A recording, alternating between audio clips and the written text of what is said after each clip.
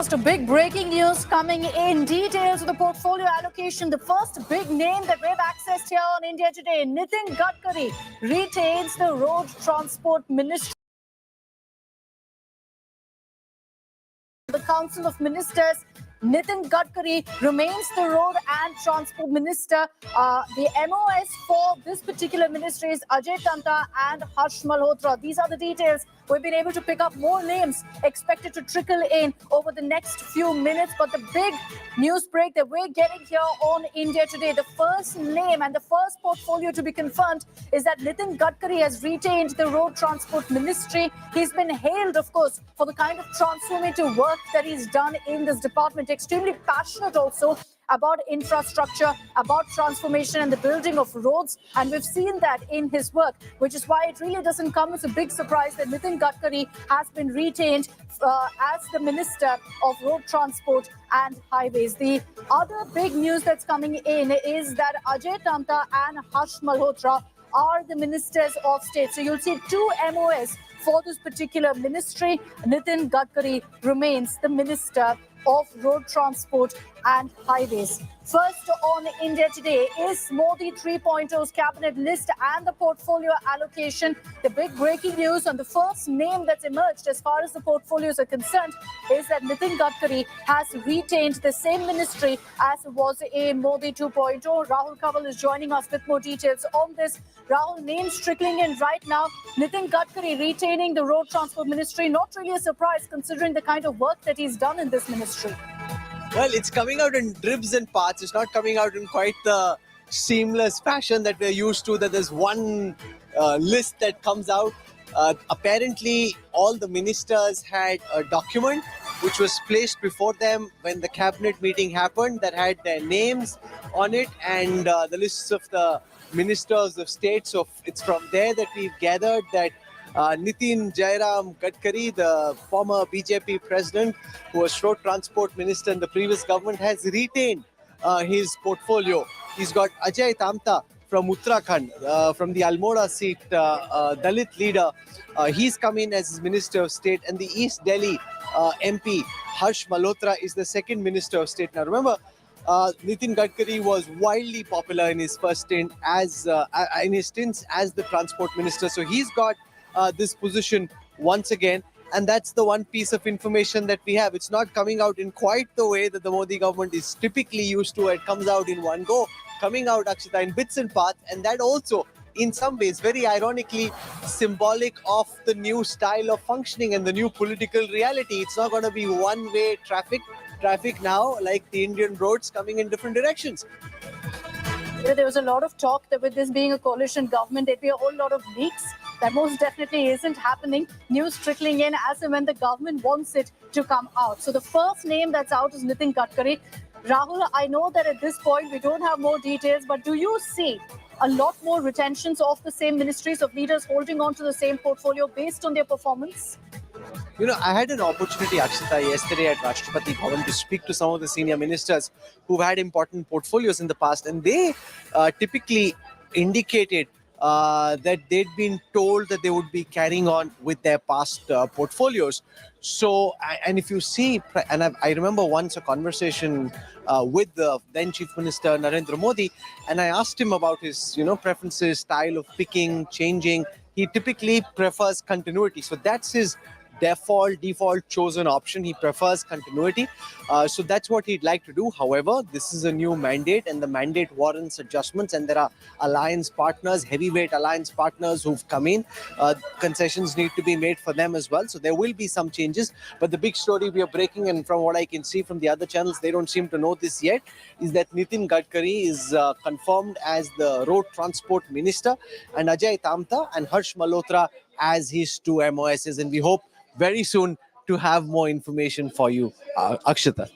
Okay. The other news, which has also been something everyone's been speculating and talking about, Rahul, is that the big ministries will be retained by the BJP. And while the portfolios are yet to be clear, I know there's a lot of focus on the seating arrangement around the Prime Minister in that cabinet meet, because many believe that gives a hint of really who gets what. And if you look at that, it definitely looks like the big ministries will be with the BJP.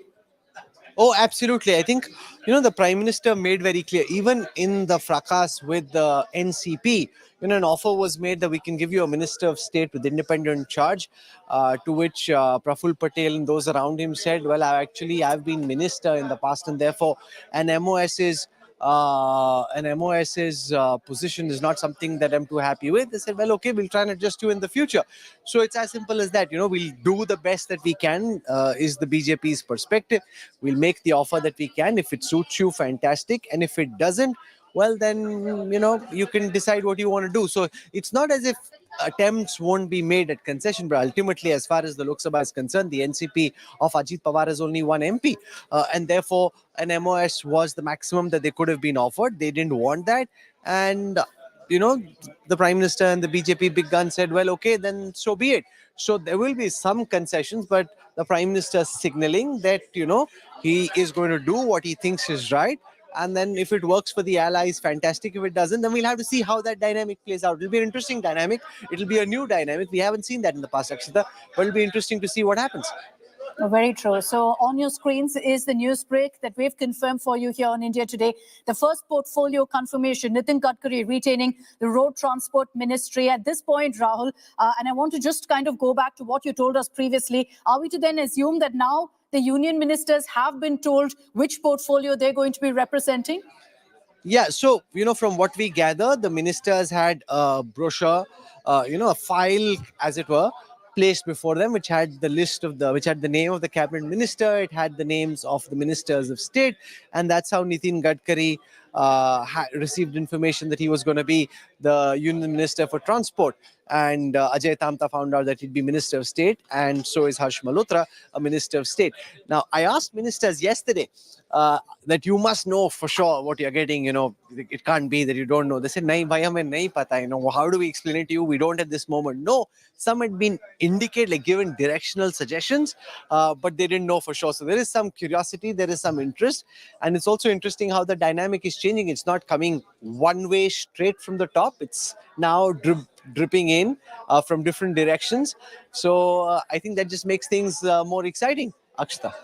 Well, hopefully in the next few minutes, we'll have more names for our viewers, because as Rahul tells us now, the information is being sent across to these ministers that, hey, this is the portfolio you've been allocated. So we'll be reaching out to all of these ministers, try to get through to them and find out which ministry they've gotten. At this point, the confirmation we have is that Nitin Gadkari has retained the Road Transport and Highways Ministry. Many would have said that, we saw this coming, considering the spectacular performance that he's had as a minister. His report card has always been in the green, and he's extremely passionate also about infrastructure. Besides that, MOS, Ajay Tamta and Harsh Malhotra is what we're picking up. Let me bring in Aishwarya also on this broadcast. Aishwarya, the first three names confirmed right now.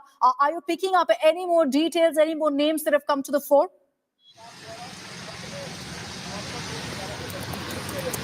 Well, Akshita, unfortunately, at the moment, there's complete radio silence with regards to who's getting what. But yes, as Rahul also confirmed, this is India Today's news break, which has been confirmed that one ministry is being retained by Nitin Gadkari. With Narendra Modi, Akshita, let me tell you, and this is what people who have known him for years, they say that he does not like a lot of change. He likes things to be as it is, and especially if they are doing really well. So one example of that has now come to the fore, and this actually is, Akshita, also giving us a glimpse of what we should be expecting. There are high chances that some of the ministers, the top ministers, will retain the old ministries, and we will see the new ones being given. Okay, Aishwarya, I'm just going to come back to you. I want to bring in right now Chetan Bhutani, our editor with Business Today TV, who confirmed this big news break for us. Chetan, first of all, congratulations. The only one to have gotten this right. The first name on the portfolio allocation has been broken by you. What are you picking up from your sources there in that cabinet meet? Any other names that you can get us?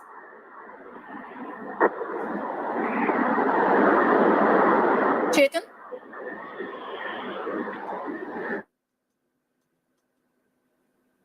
All right, apologies. We'll reconnect with Chetan. Chetan's the one who's confirmed for us that, yes, Nitin Gadkari has retained the Road Transport and Highways Ministry, and we'll reconnect with him. Our Business Today team are also getting you some of those names of who's part of the cabinet, what portfolio they've been given. Aishwarya, back to you. My apologies for cutting you off earlier.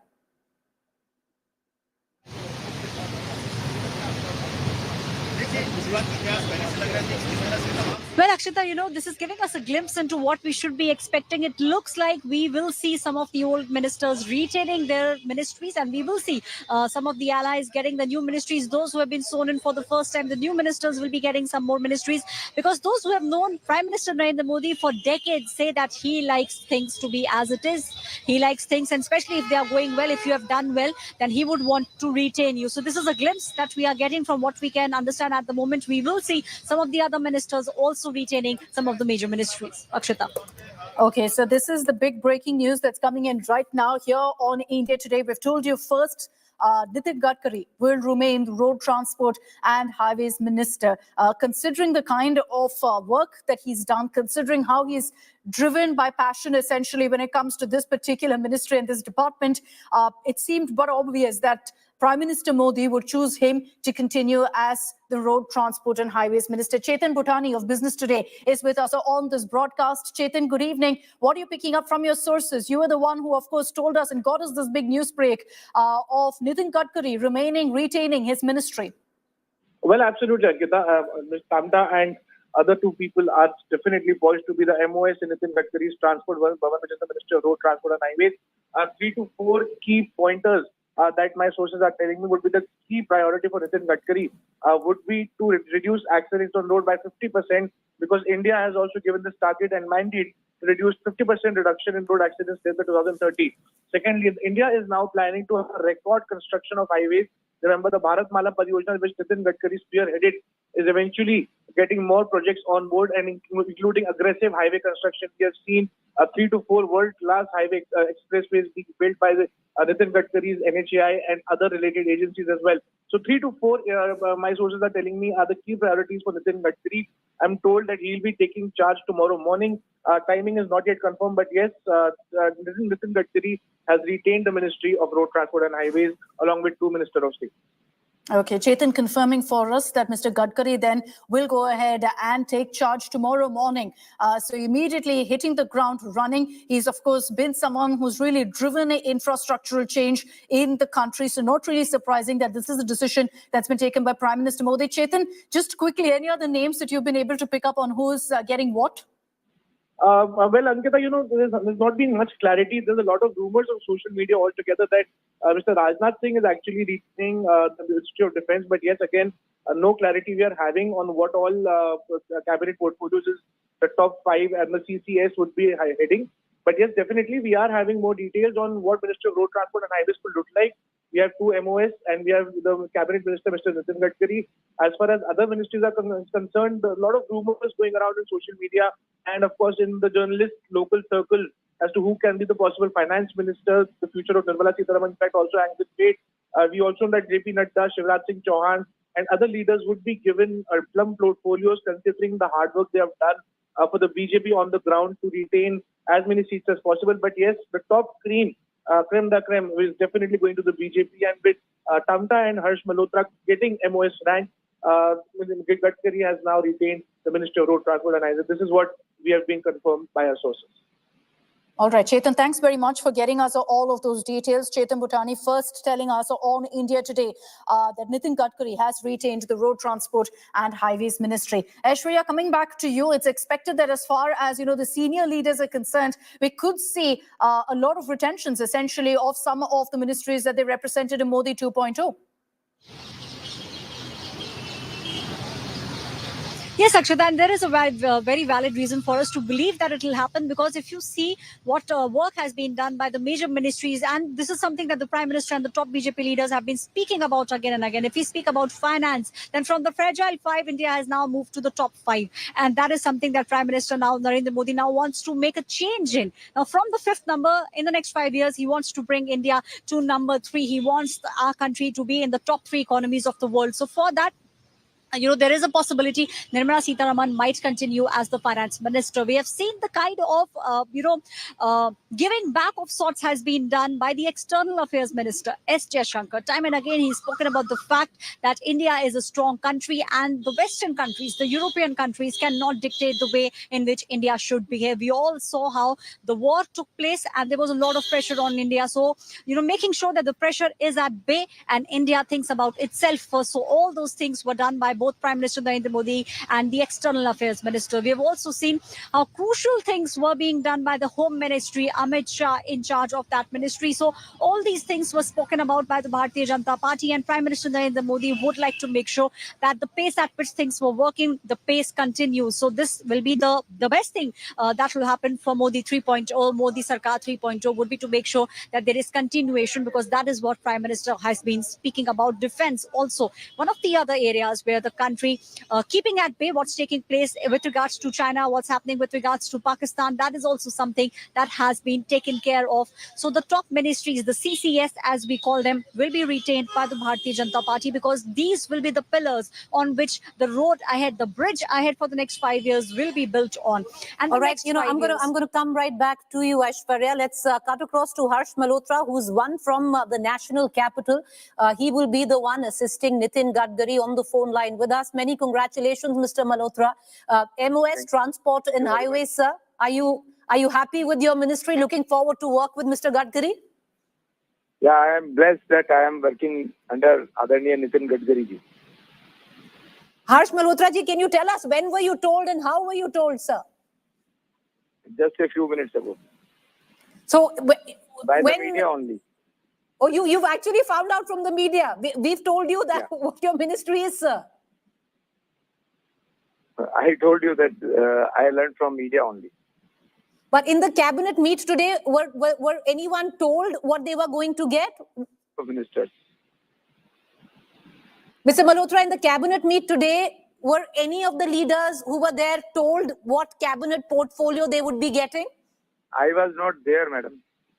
No. Would you know? So that you've was been the meeting of cabinet, not the council of ministers. So yes, I was not supposed to be there. No, I'm not saying you were there, sir. But I'm saying, were they told, or you're saying you have found out from the media itself? I found it out just right now. Have you got an official call yet? I have not heard from any call else. So no official call yet, sir. You're actually trusting us. Pardon? So no official call yet. You're saying you're actually trusting us with the news. Maybe possible that some call have come and I could not attend. But right now I got news from you people only. Well, congratulations then, Mr. Harsh Malhotra. Nitin Gadkari had already had the ministry, and he's really, held up his side of the bargain of doing a fantastic job where transport is concerned, infrastructure is concerned. How are you looking to contribute? Definitely, I am very happy and blessed that I'll be working under the senior leadership like Adharniya Nitin Gadkari ji. So definitely, I'll work under his guidance.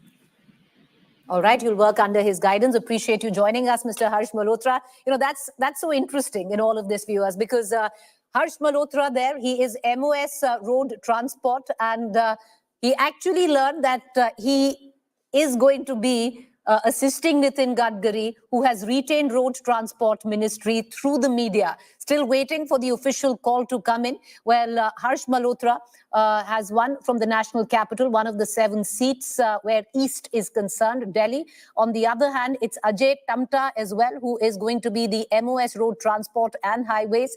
And Nitin Gadkari retains his ministry, something that he's been lauded on, of the fantastic infrastructural work that he has put in over the last 5 years. But now he has 2 MOS with him. Aishwarya is with us. Aishwarya, it's interesting because till now, there has been no official word or any phone call that has been officially made. We had Harsh Malhotra right now, and he's saying, I'm finding out from you.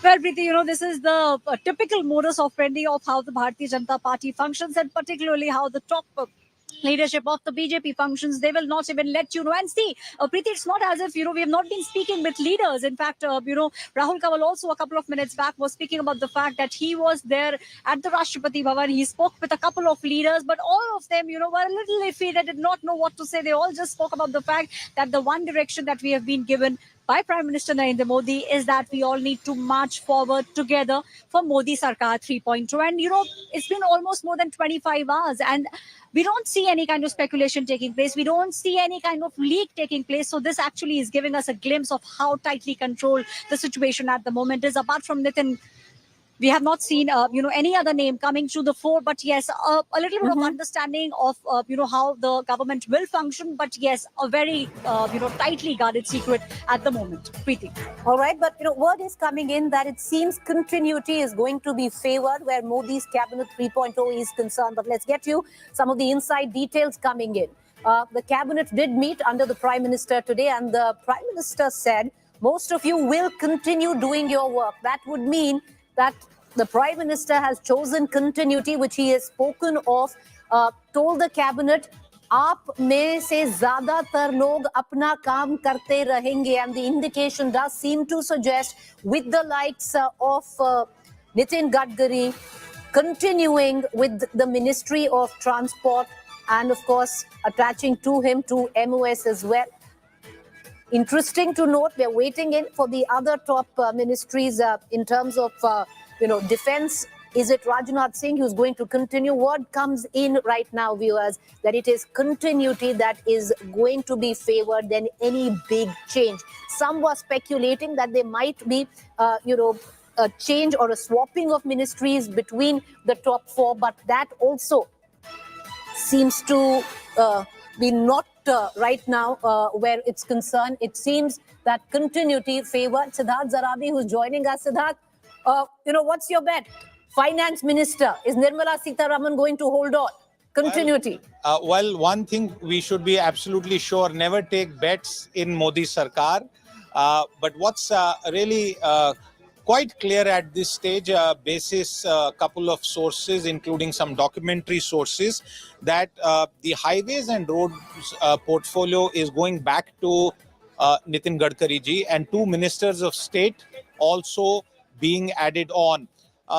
What this would imply, Preeti, and this is quite significant because there have been all sorts of rumors and expectations that continuity with a little bit of change. This is what we have been picking up.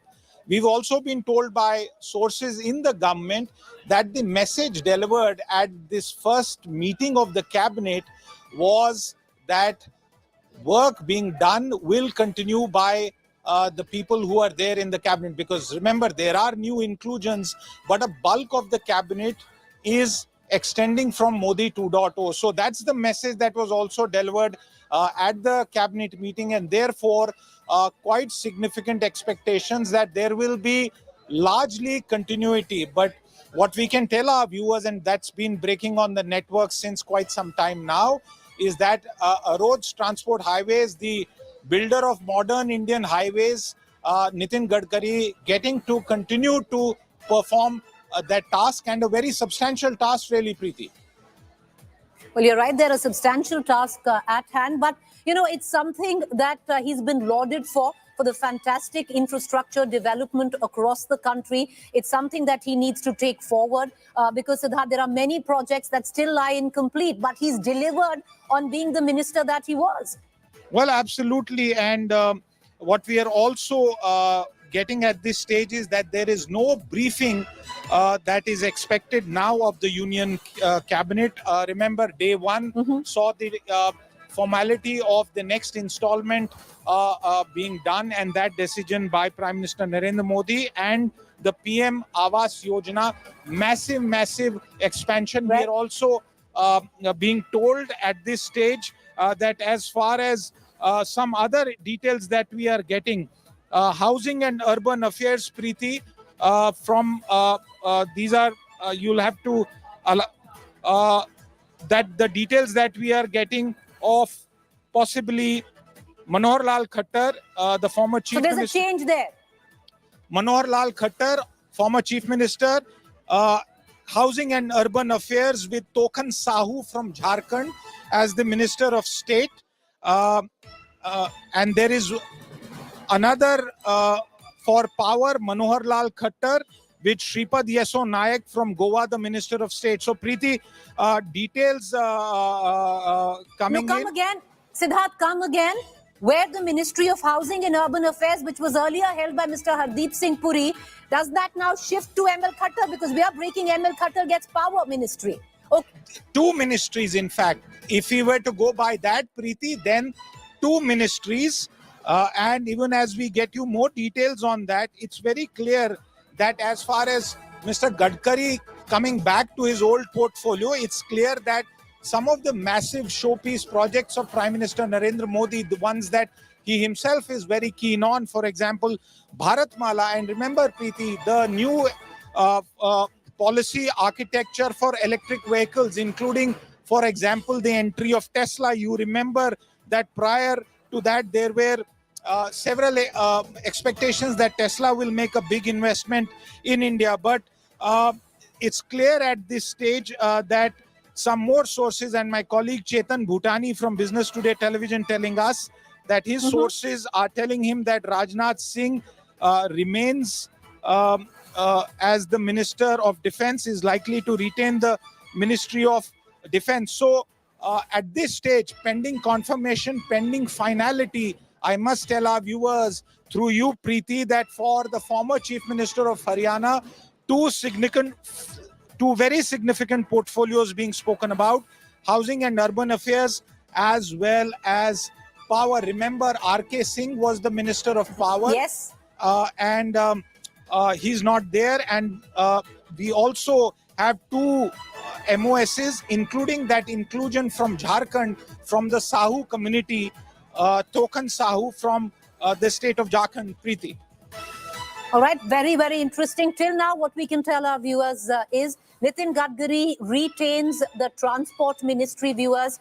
On the other hand, news just breaking on India Today. My colleague Siddharth Zarabi telling us that the former Chief Minister of Haryana, ML Khattar, has been given charge of not one but two ministries there.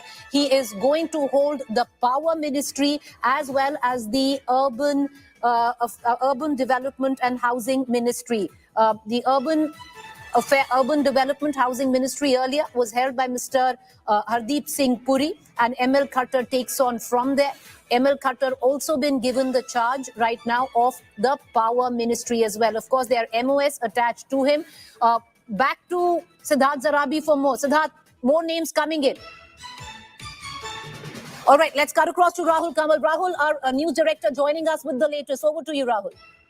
You know, we are just hearing that Shivraj Singh Chauhan, the former heavyweight chief minister from Madhya Pradesh, is going to get the agriculture ministry portfolio. Jitendra Maji, the former Bihar chief minister, head of the Hindustani Awam Morcha, is getting micro, small and medium enterprises. Shobha Karandlaje, who comes from Karnataka, is going to be the Minister of State for Micro, Small and Medium Enterprises. We're also being told that Rajnath Singh will retain defense. The Prime Minister apparently telling his union cabinet that most of you will continue to do what you've been doing in the past. Finance Minister Nirmala Sitharaman likely to retain finance. You know, the interesting thing though for our viewers really to look at is that in past cabinet reshuffles or when cabinets were being sworn in, the information would come as one-way track. You get it put out as one consolidated list. Now, with all these images that are coming out, so a lot of the ministers, their teams putting out information portfolio by portfolio. So it's not as if it's all come out in one go. Manohar Lal Khattar has two portfolios, housing and urban affairs, and he's got power, where he's got Shripad Yasho Nayak from North Goa, the MP, as his Minister of State. So it's not coming out in one batch, it's all coming in dribs. What we know is that Jitendra Maji is the Minister for Micro, Small, Medium Enterprises, something which is of particular interest to the state of Bihar. So that's the information that we're getting at this moment, Preeti, and it's coming not in one burst as one would imagine. So the fact that this is a coalition government also showing up in the manner in which these names have come out. Very, very different, frankly, from what we've seen in the past 10 years.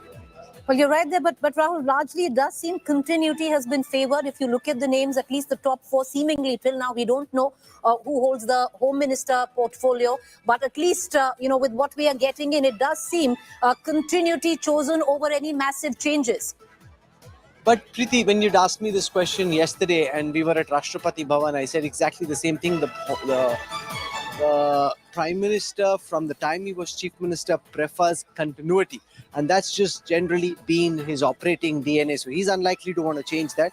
I've also just heard that Shivraj Singh Chauhan, apart from getting agriculture and farmer welfare, he's got panchayat and rural development. So he's got panchayat and rural development. So he's got two ministries, agriculture, and it's been, what's been added to agriculture is farmer welfare, Kisan Kalyan, and he's got panchayat and Grameen Vikas. So that's panchayati affairs and rural development. So that's a heavyweight portfolio that's been given to Shivraj Singh Chauhan, Preeti.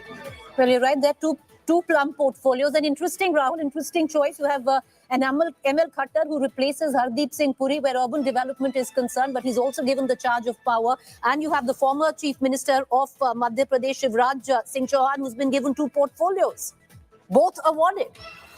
Oh, absolutely. So the former Haryana Chief Minister getting two important portfolios. The former Chief Minister of Madhya Pradesh getting two portfolios. So that's the breakup that we have.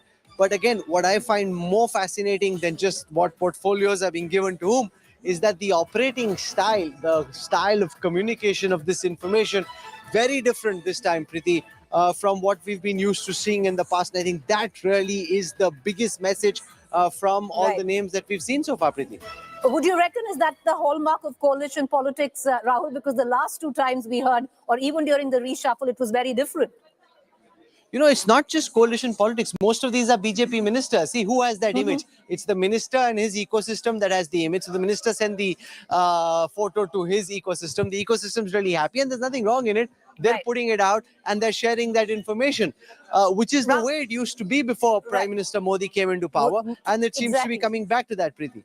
Well, as journalists, we should only be very happy because then we have more sources we can cultivate instead of one linear source. Siddharth Zarabi has more information. Go ahead, Siddharth. Well, one of the more significant points to note, even as we get more names, Shivraj Singh Chauhan. So, Preeti, what's happening is agriculture, panchayat, Grameen Vikas to be brought together. So very clearly a rationalization that many experts have also spoken about. Some more details and what we are getting to pick up from sources is Shram or Khel Mantri ki bhumika mein honge Mansukh Mandavia. I am reading that line straight off. Sports Minister and Mansukh Mandavia. Mansukh Mandavia and Labour also as a portfolio being mentioned against his name. So he leaves health and now he comes in as a sports minister. Interesting switch there. Ram Mohan Naidu, civil aviation.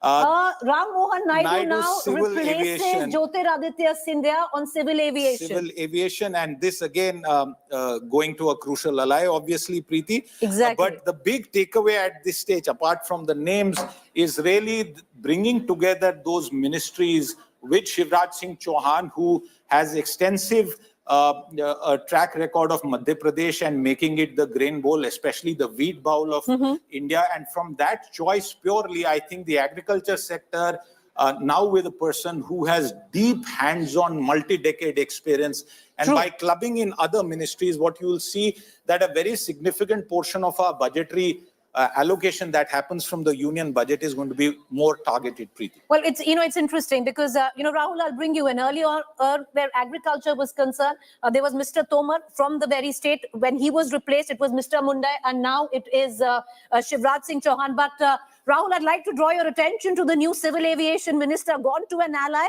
and a 36-year-old Ram Mohan Naidu from the TDP takes over the reins as civil aviation minister.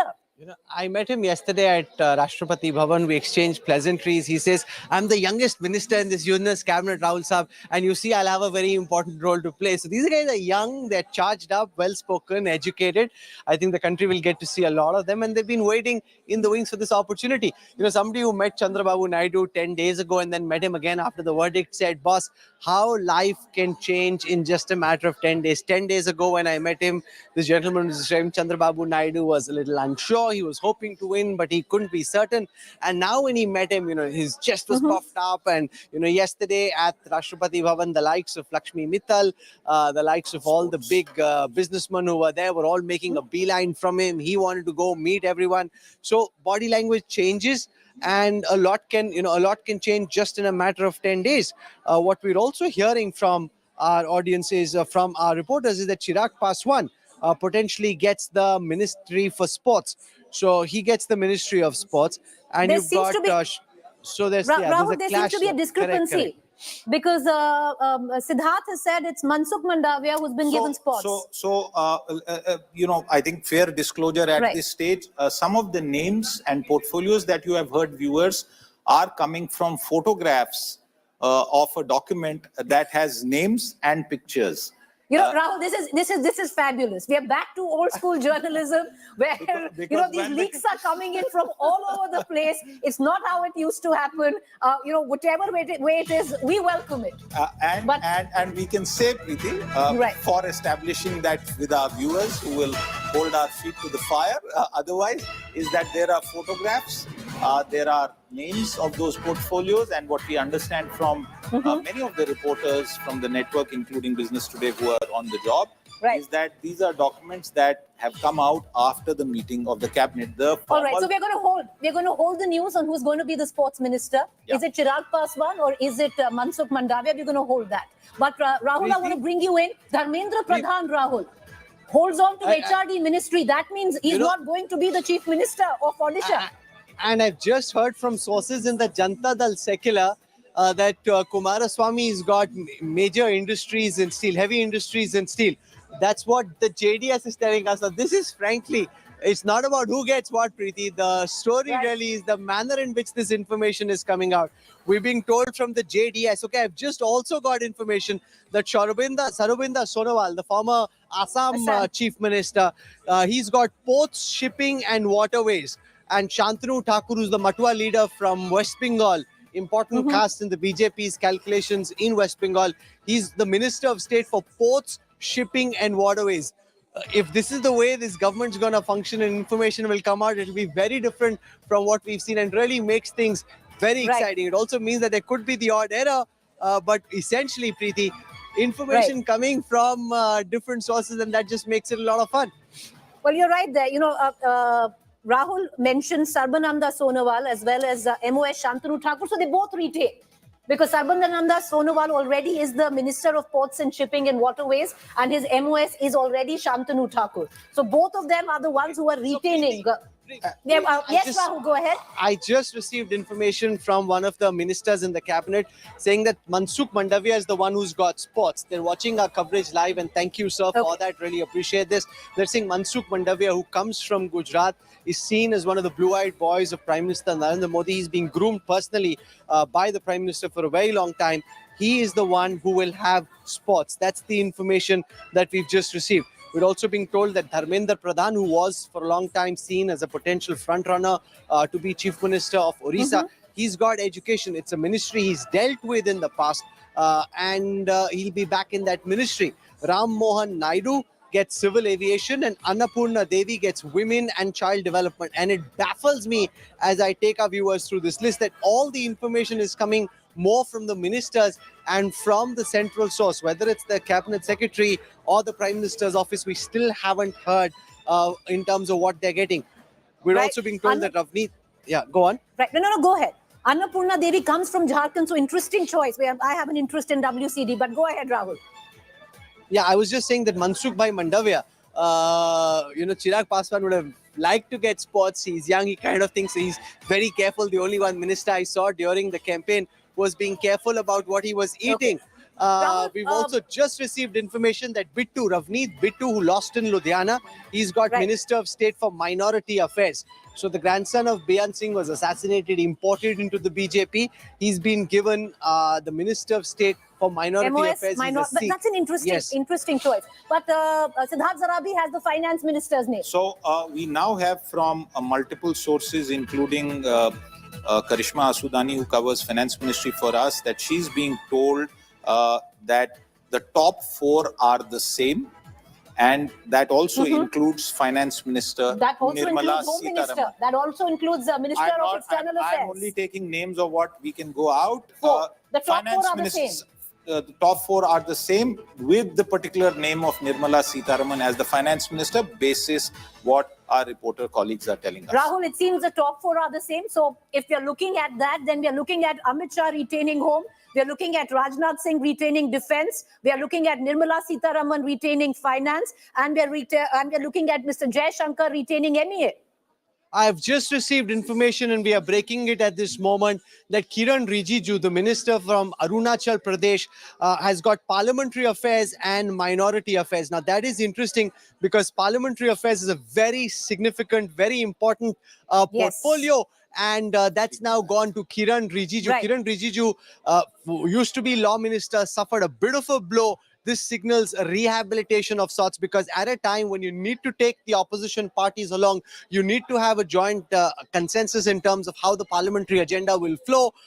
We've just heard that Kiran Rijiju has been upgraded And he replaces, Rahul, he replaces Prahlad Joshi. He replaces Prahlad Joshi as parliament minister. But breaking news, Siddharth? My colleague Chetan Bhutani is now reporting that Hardeep Singh Puri is likely to retain the Ministry of Petroleum and Natural Gas. We have also another input of C.R. Patil as Jal Shakti. We also have more C.R. details. Patil replaces Jal Shakti was Gajendra Singh Shekhawat, whose name is now being mentioned, by the way, for culture and tourism. So that's a demotion. Would you say? Well, not really. From I Jal think Shakti, tourism, because Jal Shakti is a pet project of the Prime Minister. No, I think tourism from a point of view of what it means for India in the next 5 years is going to be a big one. There are some details of two MOSs, including the name of Suresh Gopi, who I hope stays in the Council of Ministers. As what? And Rao Indrajit Singh, both as Ministers of State for the very same culture and tourism beat. Rao Indrajit Singh, who is basically a Yadav face, Ahirwal face for the Bharatiya Janata Party in Haryana, comes in as MOS Tourism. Suresh Gopi comes in as MOS Tourism. And you have Gajendra Shekhawat from Jodhpur, Rajasthan, who comes in as the Cabinet Ministry, where tourism no photographic evidence, Preeti, but Jagat Prakash Nadda, soon to be the outgoing president, unless a different decision is taken, may go back to his old haunt of health. All right. Okay. So, Rahul, Mr. Nadda might get health. His tenure as party president is over by the end of month. But Siddharth says, in all probability, his sources telling him. Ashwini Vaishnav now being mentioned. Again, this is sources. Right. Viewers, there's a difference. We are putting this information in two baskets, one with photographs, one without. One without photographs, Ashwini Vaishnav for Railways. Retains Railways. And Ministry of Information Broadcasting. So Ashwini Vaishnav, which is important to us as well. Ministry of Broadcasting is Ashwini MIB Minister. Ashwini Vaishnav. Rahul, go over to you. So we've just heard that Prahlad Joshi is likely to be the Minister for Food, Consumer Affairs and Renewable Energy. And again, it's Janata Dal secular sources who are telling us the portfolio that Kumaraswamy is getting. This, in the way that Prime Minister Modi has run the government, is really the story of the day. One story is that they're signaling continuity, that by and large, those who had whatever ministry they did, they're continuing with that. And the other big change is that information is coming from wherever the minister is letting the information go out. It's no longer one-way traffic, and that really is one of the big stories. As somebody who's tracked this government very closely over the past 10 years, that to me really is the big information that's coming out. Prahlad Joshi now confirmed as the new Minister for Food, Consumer Affairs, New and Renewable Energy. Well, and as journalists, I would reckon, Siddharth, nothing better than what's happening right now. At least there's a flow of multiple information. Well, I hope there are no changes just because there are leaks, but that's a tongue-in-cheek remark. Finally, there are leaks in this government. But there's one significant point, again, pending photographic confirmation, viewers. Jyotiraditya Scindia's name being mentioned for telecom, and Preeti, you will recall, we will have to hark back to an era of UPA where he was Minister of State in telecom, and at that stage, I remember he had tried some initiatives. All right, Rahul, go ahead. We've just received information that Jyotiraditya Scindia will be the Minister for the Northeast, so the Department of the Northeast and Telecom. That's the ministry that Jyotiraditya Scindia will have. So it's a heavyweight ministry for him. Department of Northeast is something that the Prime Minister has been personally very committed to. So that's something that Jyotiraditya Scindia will get. And he also gets Telecom. That's the information that we're getting with Ashwini Vaishnav likely to retain Railways and potentially coming in as the new INB minister. Although we haven't, now remember, it's really down to the minister, his office, to confirm what they're getting, and it's not come from one central source. And that really, frankly, for anybody who's tracked this government, is really the big story that we're seeing. We're also hearing that JP Nadda has been assigned the health ministry now. Remember, he's dealt with the health ministry in the past, so it's not something that he's new to. So far from being BJP president, he's now going to go back to being the health minister. The health minister who becomes the BJP president, because if you look at the list, everyone is now in the cabinet. But Siddharth, more to add?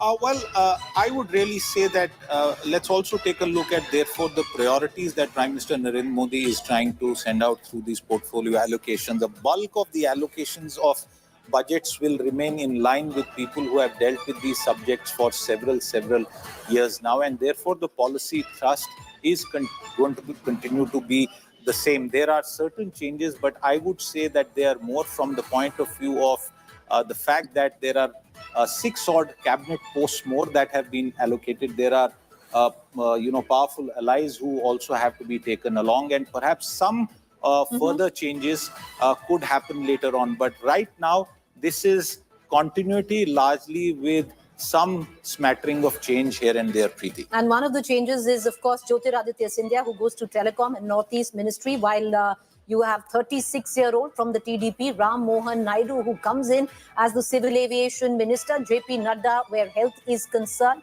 he comes back. He had held the health portfolio, and now it's a full circle for him. He's back with the health ministry. His tenure as BJP party president gets over by the end of month. And Rahul, there will be speculations on who takes that space as well. Oh, absolutely. You know, the two big names that were being spoken about, one was Shivraj Singh Chauhan, the other was Manohar Lal Khattar. Both are now in the union cabinet, and therefore they will have to find somebody else. So that's going to be an interesting choice, who comes in as the new BJP president. But really the focus from the Prime, look at the big messaging that he's sending. Despite the numbers being lesser, he's signaling continuity. That continuity is something which is a thrust. The we'll bash on in the way that we were in the last 5 years.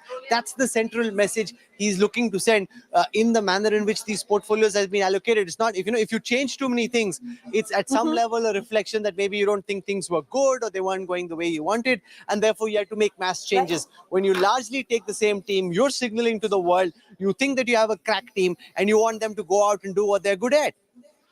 All right, C.R. Patil, Jal Shakti, replaces Gajendra Shekhawat, who's now been given culture and tourism. Interesting, important to note, Dharmendra Pradhan is now the Minister of Education. That would mean, Rahul, who comes in as Odisha Chief Minister? You know, so I heard lots of names yesterday when it came to the list of Orissa CM probables.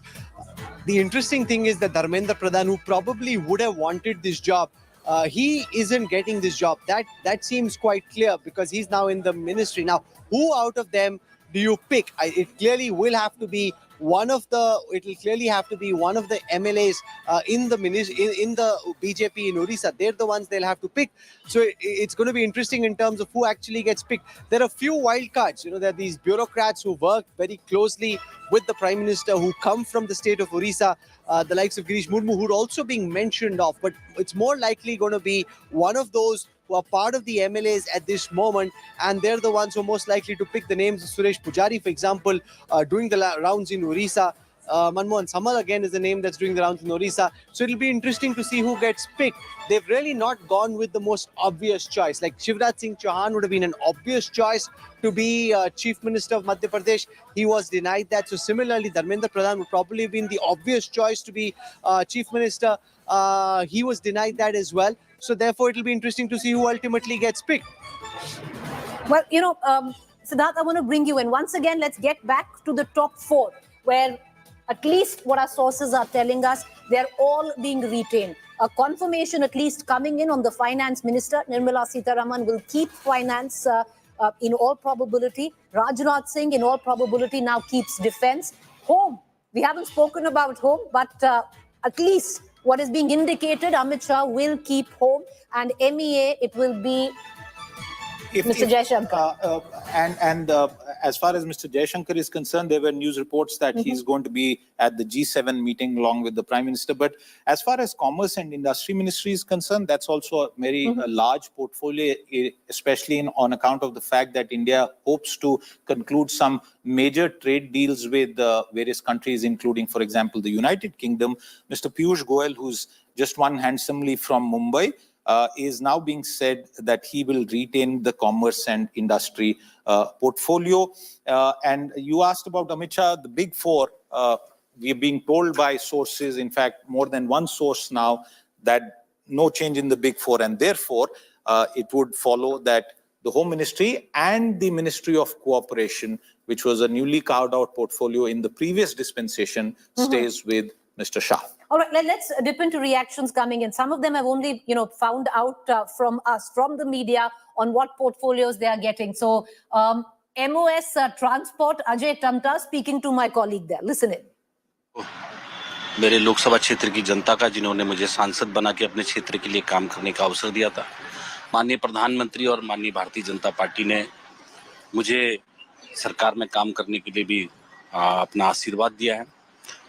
और अभी मुझे जो जिम्मेदारी मिलेगी, और चूंकि मुझे लगभग सभी कामों का करने का अनुभव रहा है, और मेरी जानकारी में जैसा है कि रोड एंड ट्रांसपोर्ट है, तो हम लोग तो बड़े सौभाग्यशाली है कि देश में जो ऐतिहासिक परिवर्तन अगर कहीं हुए हैं तो उत्तराखंड के अंदर ही हुए हैं। और ऑल वेदर रोड अगर कहीं आती है तो उत्तराखंड के अंदर आई है। भारतमाला भी आई है तो वो उत्तराखंड के अंदर आई है और पूरे देश भर के अंदर चल रही है। तो ये अपने आप में बड़ा सौभाग्यवान है, क्योंकि रोड और जो ट्रांसपोर्ट है वो बहुत इम्पोर्टेंट भी है, क्योंकि जो मनुष्य की आम जनजीवन की सुविधाओं के रूप में वो यात्रा है। All right. So Piyush Goyal retains the Commerce Ministry. Piyush Goyal just entering Lok Sabha, nominated from Mumbai North, and now will keep his ministry. Important, especially for the likes of us. Ashwini Vaishnav, while he retains Railways, is now going to be the new I&B minister. The more news coming in right now is also Muralidhar Mohar, in all probability, is going to be the MOS to Mohan Naidu, where civil aviation is concerned.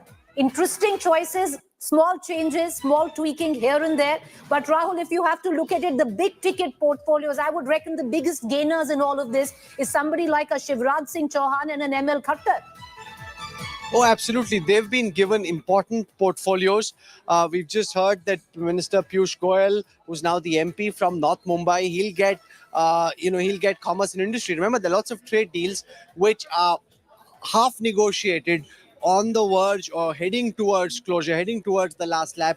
So he gets the opportunity to go out and build on the assets that he's developed, the relationships that he's built globally, and hopefully try and close some of these deals. I think that really is the message the Prime Minister is also seeking to send. He's not saying, oh my God, what's this verdict? People don't like us. Let's change the whole team. He's not looking at it like that. He says, okay, by and large, we've done a great job.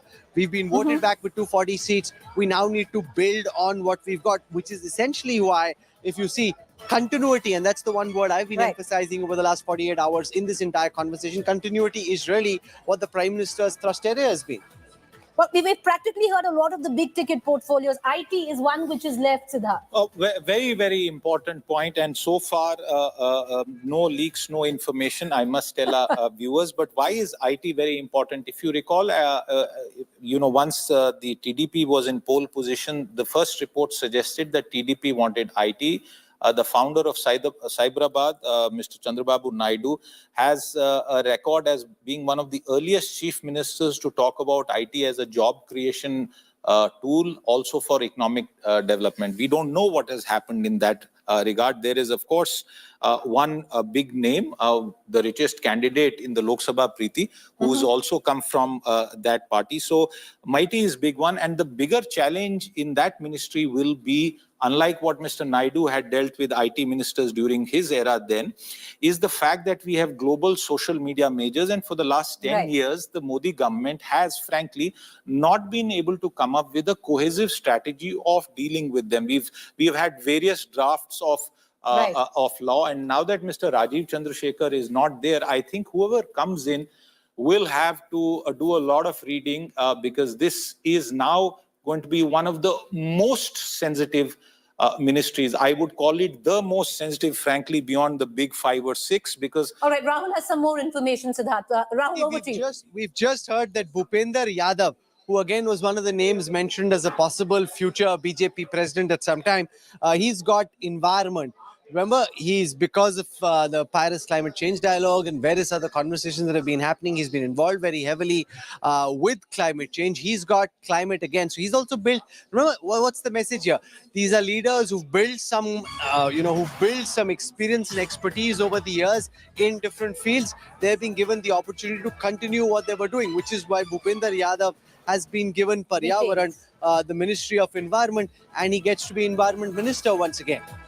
Well, he retains the Ministry of Environment. He's one from Alwar, Rajasthan, coming into the Lok Sabha there. But interesting, what you were talking about, Siddharth, that where IT is concerned, Ashwini Vaishnav has been moved. Rajiv Chandrasekhar has been cut. We're waiting. We've just heard that Nirmala Sitharaman is also Minister for Corporate Affairs. So she's Finance Minister and Minister for Corporate Affairs. So she have the retains list in both. chronological order. Okay, Rahul, I'm cutting you off. Rahul, he has the list in the chronology. Rajnath Singh, Minister of Defence, Shri Amit Shah, Minister of Home Affairs and Minister of Cooperation, Shri Nitin, Slow down. Shri Nitin Jairam Gadkari, and I'm going by the sequence as has been mentioned here, Minister of Road Transport and Highways, Shri Jagat Prakash Nadda, fourth on the list, list provided by my colleague Chetan Bhutani, Minister of Health and Family Welfare, and the Minister of Chemicals and Fertilizers. Number 5 on the list, Shivraj Singh Chauhan, Minister of Agriculture, Farmers Welfare and Rural Development. Number 6 on the list, Srimati Nirmala Sitharaman, Minister of Finance and Minister of Corporate Affairs. Number 7, Dr. Subramaniam Jaishankar, Minister of External Affairs.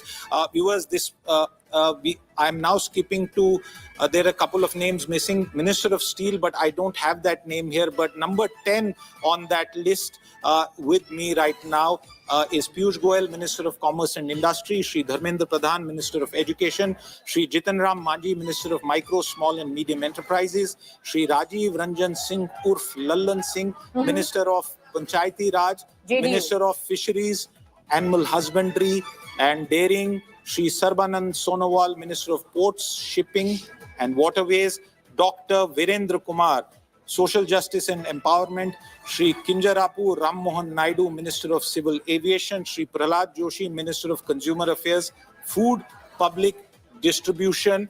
I have more names here. Jewel Oram gets Minister for Tribal Affairs. Giriraj Singh gets Minister of Textiles. Ashwini Vaishnav, listed number 20 on that list, gets Minister of Railways, Minister of Information Broadcasting, Minister of Electronics and Information Technology. Then you've got Jyotiraditya Scindia. So he gets Minister of Electronics. This is very, very important. Minister of Electronics and Information Technology, Jyotiraditya Scindia, then comes in as Minister of Communications. Food processing industries. Food processing, because there was that bit of a back and forth. And so Mansukh Hardeep Puri gets Minister of Petroleum.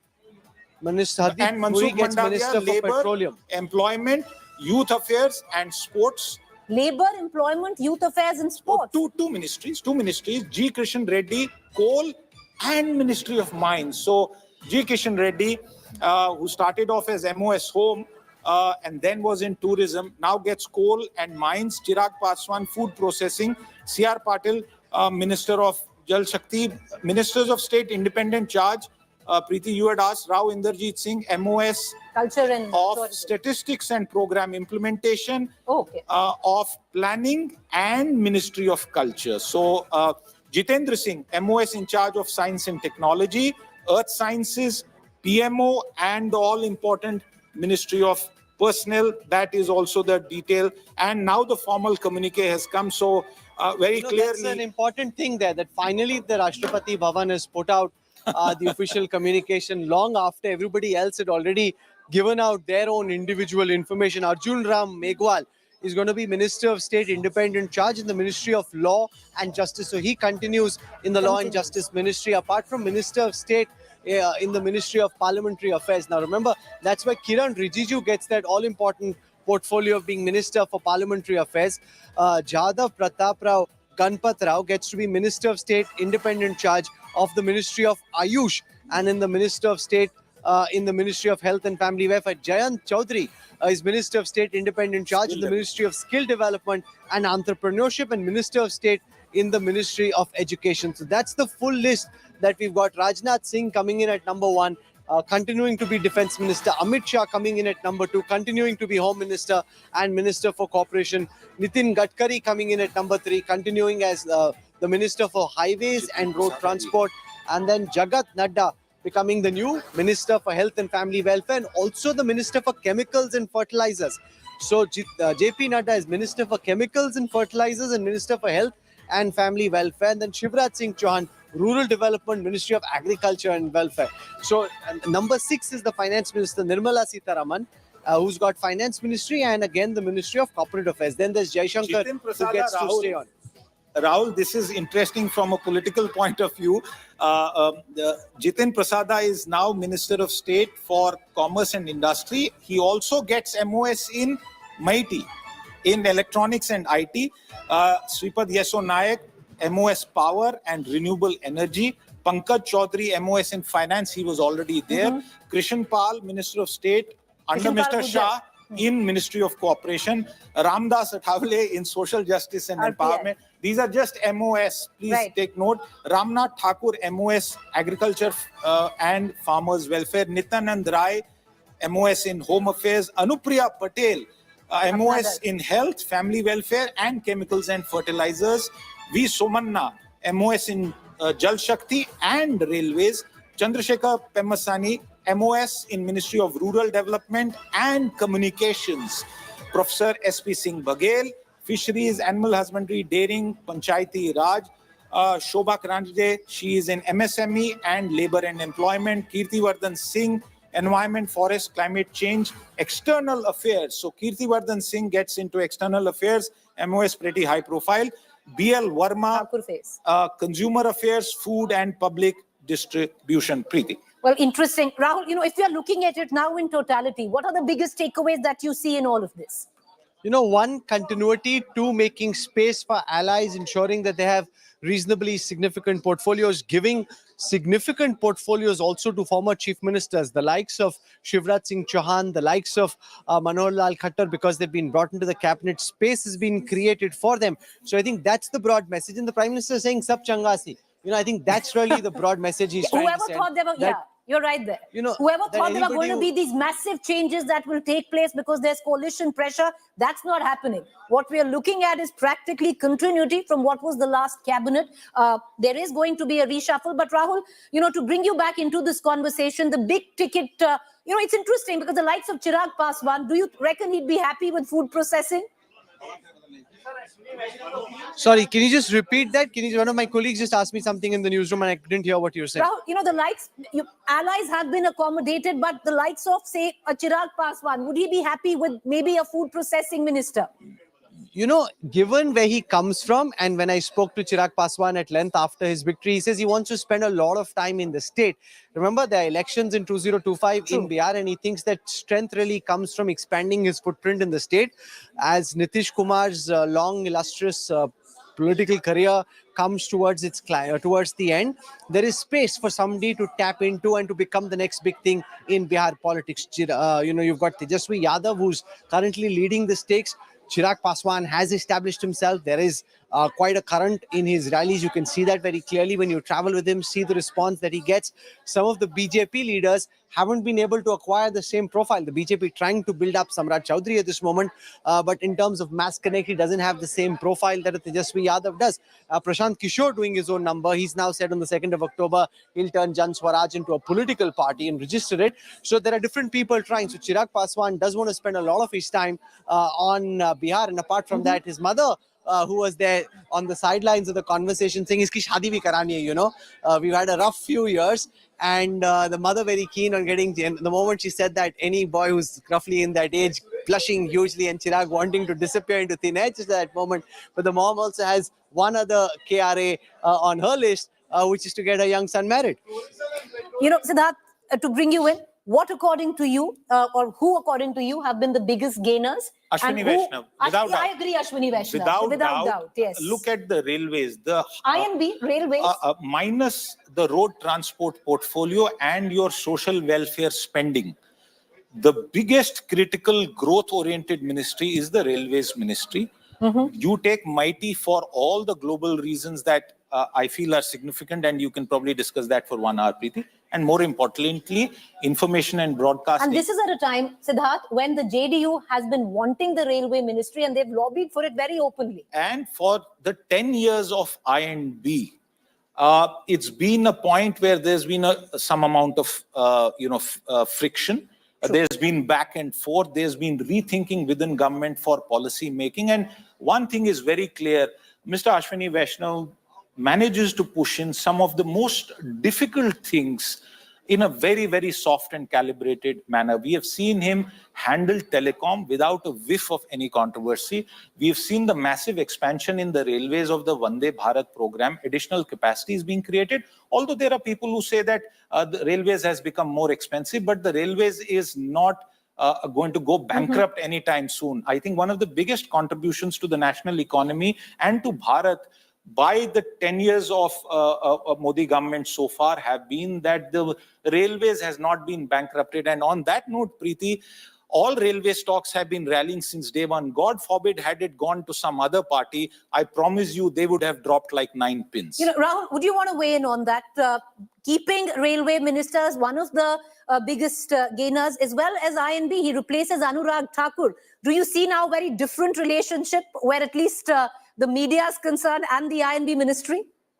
The biggest gainer is journalism, because you've got now free flow of information where ministers feel empowered to send messages themselves. I got a few when their names weren't playing on our screen saying, I've got this ministry, I've got this ministry, usko bhi chala do. I don't think any time in the last 10 years this would have happened. So that's one big change, and more power to everyone, I say, as far as free flow of information is concerned. And remember, that's really the big change. Earlier, they would have all been very scared of speaking. Yesterday in the morning from 8 a.m., the moment they got a call, they were doing interviews with our journalists wanting to speak. In several of these cases, the confirmations actually came much earlier from the ministers, their parties, rather than from one central source in the central cabinet. And therefore, that really is, frankly, the biggest change. And I don't know whether that will continue, because a few days later, the dust could settle and things could be back as normal, or this could be the new normal. That, I think, will really define how things go if everyone feels empowered. See, what happens is when somebody's sitting on 303 seats, everybody else just shuts up and keeps quiet.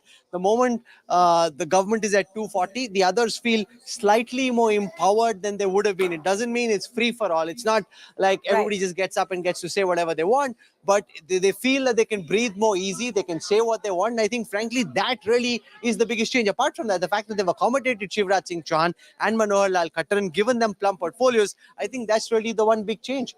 You know, accommodating allies, Rahul, you want to, talk about that a bit, because TDP has managed to get one of the most plum portfolios where civil aviation is concerned.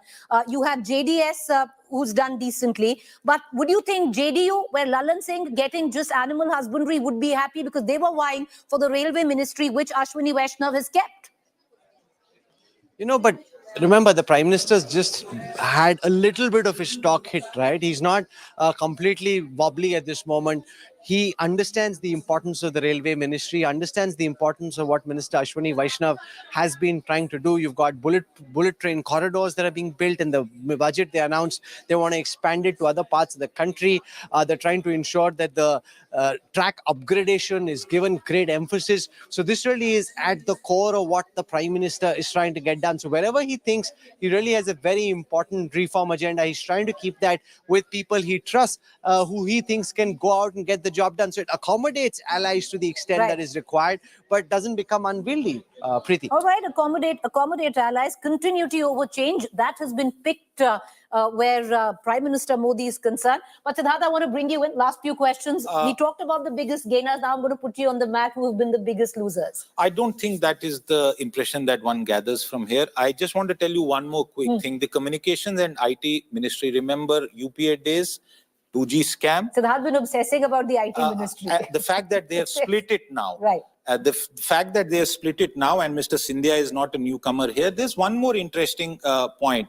Along with communications, he has been given the Northeast the donor ministry, so-called. One of the biggest programs of the communication ministry for years has been a Northeastern telecom network expansion. It's gone in circles. So this is one of the key things that I pick up. One of the other messages I would say is Jal Shakti being given to a political heavyweight, Preeti C.R. Patil. So I think a new impetus being... Jal Shakti is one of the Prime Minister's pet projects, Har Ghar Nal. And I'll go out on a limb as far as the TDP, and I hope no TDP contacts of mine get upset. The Civil Aviation Ministry is not the Civil Aviation Ministry that it used to be while Air India was there. The Civil Aviation Ministry's work is actually far more important is DGCA. Remember that thing that's going viral, 2 planes on the same runway? That's DGCA. And the role of the Civil Aviation Ministry in controlling airfares is also not there. So I guess the TDP has got what looks like high profile, but is really not that. All right, L. Murugan also, MOS, IND, Parliamentary Affairs. We're going to keep the spotlight on Prime Minister Modi's spanking new cabinet. What we can tell you, the top 4 remain the same. Continuity over change that has been picked, and few changes that have been made. And Rahul Kamal on the other side is going to take it further. Thank you for watching.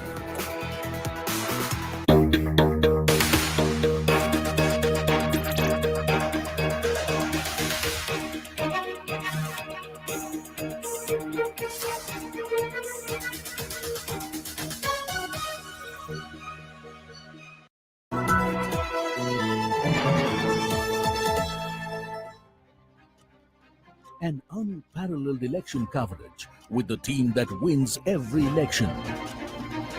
From unmatched on-ground reporting to real-time poll updates.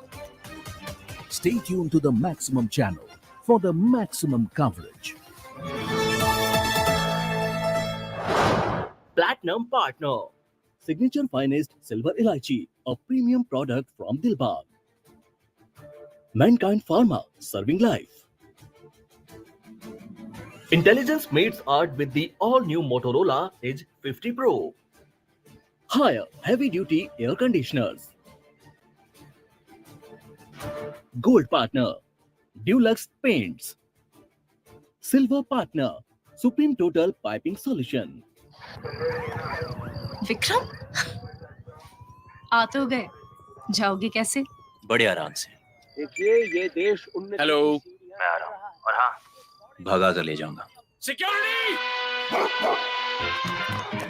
भैया, भाग गए, पकड़ो उनको! Hello! बोला था ना, भगा कर ले जाऊंगा। विक्रम! एक हिंट तो देते? हिंट? बड़े आराम से। सुप्रीम के 9000 से भी ज्यादा प्लम्बिंग एंड ड्रेनेज प्रोडक्ट्स और वाटर टैंक्स बने हैं quality raw materials and innovative design से। सुप्रीम टोटल पाइपिंग सॉल्यूशन, जीवन भर का साथ। No faking, no fuzzy, no falsehoods. Unbought, unfake live viewership. The India Today election intelligence dashboard is rocking it. On India's big verdict day, India Today's viewership super smash. If you looked at the voting percentage, it was less than 50%. This is a real wake-up call for the double engine. Thriller in the election results, landslide for the #1 election channel.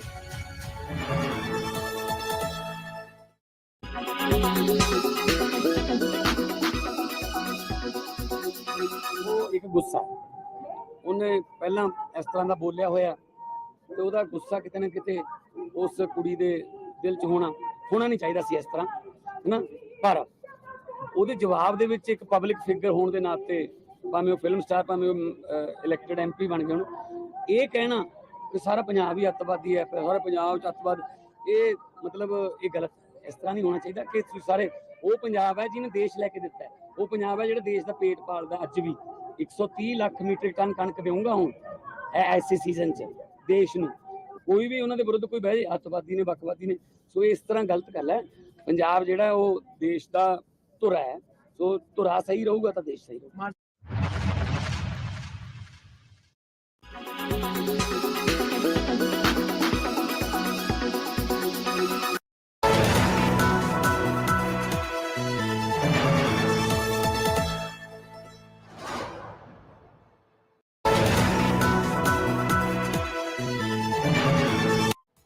Hindustan's weather report, brought to you by JK Tyre, Desh Ka Tyre. ऐ भारत हम चल पड़े किस जुनून किस शान से, जन्नत नुमा कश्मीर से, आसाम के बागान से, महाराष्ट्र से, गुजरात से, कर्नाटक से, राजस्थान से, तब हिंदुस्तान मिले हिंदुस्तान से। जय हो विजय हो, देश हो विदेश हो, जेके हो, जब हिंदुस्तान मिले हिंदुस्तान से। JK Tyre, देश का टायर।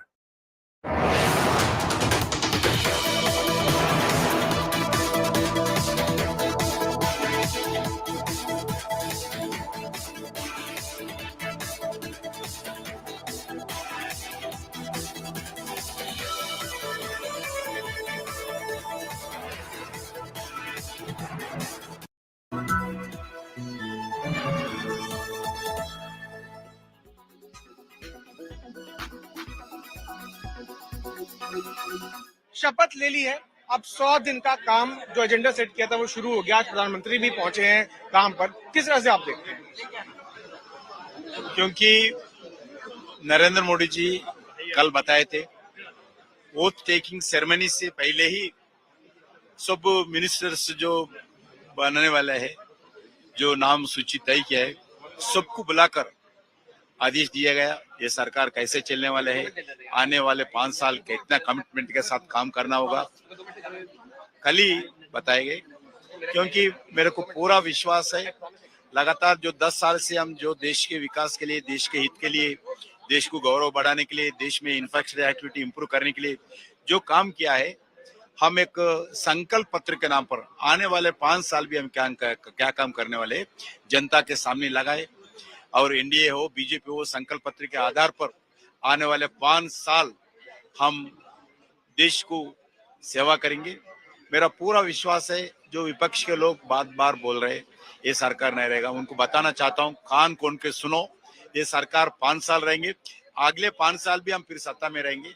हमारा को पूरा विश्वास है, क्योंकि हम एक कमिटमेंट के साथ काम करने वाला व्यक्ति है हमारा नरेंद्र मोदी जी, उनका टीम भी ऐसी रहेगा।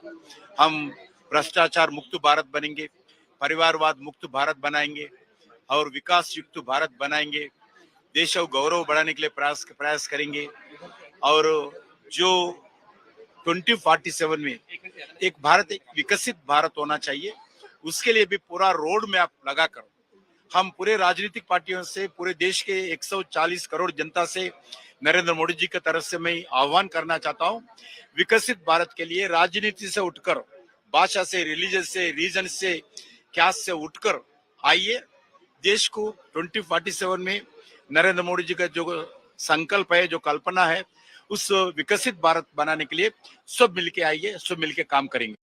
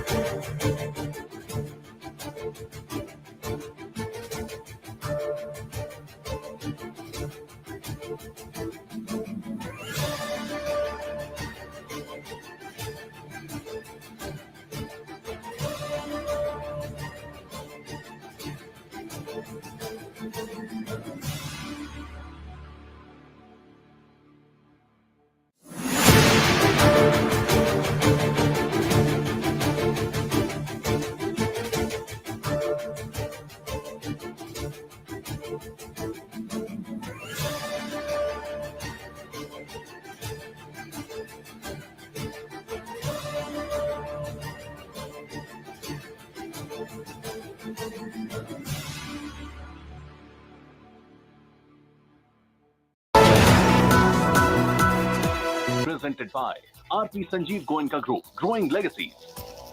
Co-presented by Ek Hint To Dete. Hint, Bade Aaram Se. Co-presented by New Seltos with Kia Connect. Tech is now badass. Powered by NECC. Sunday Hoya Monday, Rose Khawan Day. Co-powered by PolicyBazaar.com. Har family hogi insured. Co-powered by Dish TV Smart. Naya India ka smart connection.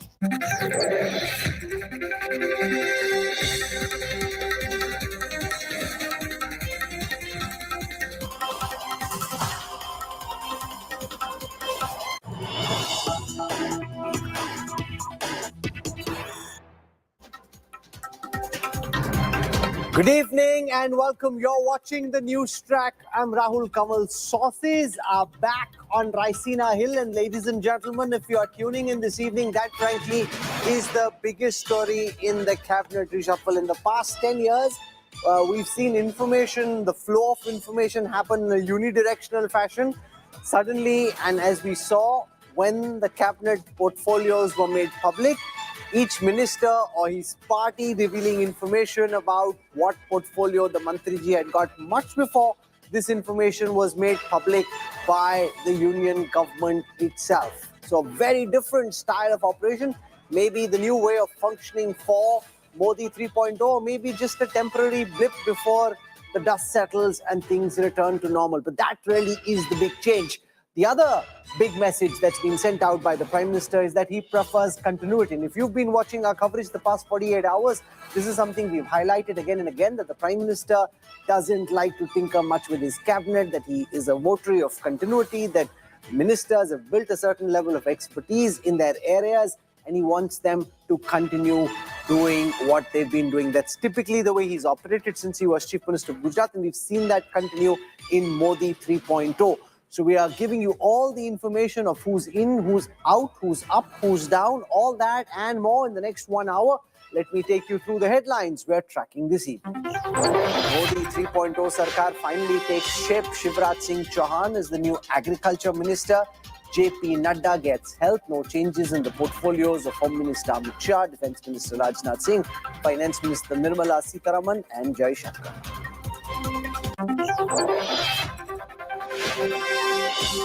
BJP allies accommodated in the new cabinet. TDP's Ram Mohan Naidu is the new Civil Aviation Minister. Chirag Paswan is the new Food Processing Minister. JDU's Lallan Singh gets Animal Husbandry and Fisheries.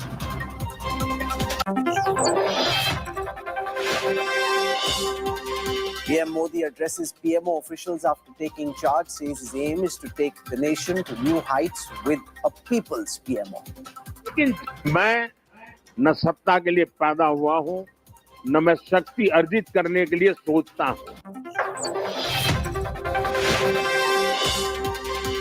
2 children aged 2 and 14 years old among the 9 killed in the Riyasi terror attack. Pakistan-backed Lashkar Front TRF claims responsibility.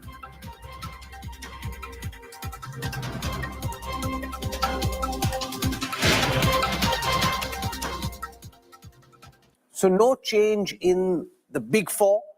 Rajnath Singh stays on as Defence Minister, Amit Shah as the Union Home Minister, Nirmala Sitharaman as the Finance Minister, and Dr. Jai Shankar as the External Affairs Minister. I've got my colleague Siddharth Zarabi joining us. We'll try and decode who's in, who's out, who's up, who's down, all that and more. Siddharth, your big takeaways from the list in the manner that it's been prepared by Prime Minister Modi. What do you think is the message he's seeking to send? Well, the Prime Minister went into the campaign and continuously said that the third term was a given and there would be continuity. During the campaign, the government functioned like a normal government and there was no reticence. And I think the selection and appointment of many of the crucial ministers, the top 10 really continuing to tell us that as far as Modi 3.0 priorities are concerned on the economic front, infrastructure development, railways, finance, commerce, which determines our trade relations, external affairs, it's going to be a continuum. I think that is the key message. Now, there are certain tweaks and changes to accommodate allies. A ministry like Civil Aviation, Rahul, not the same ministry it was while Air India was there.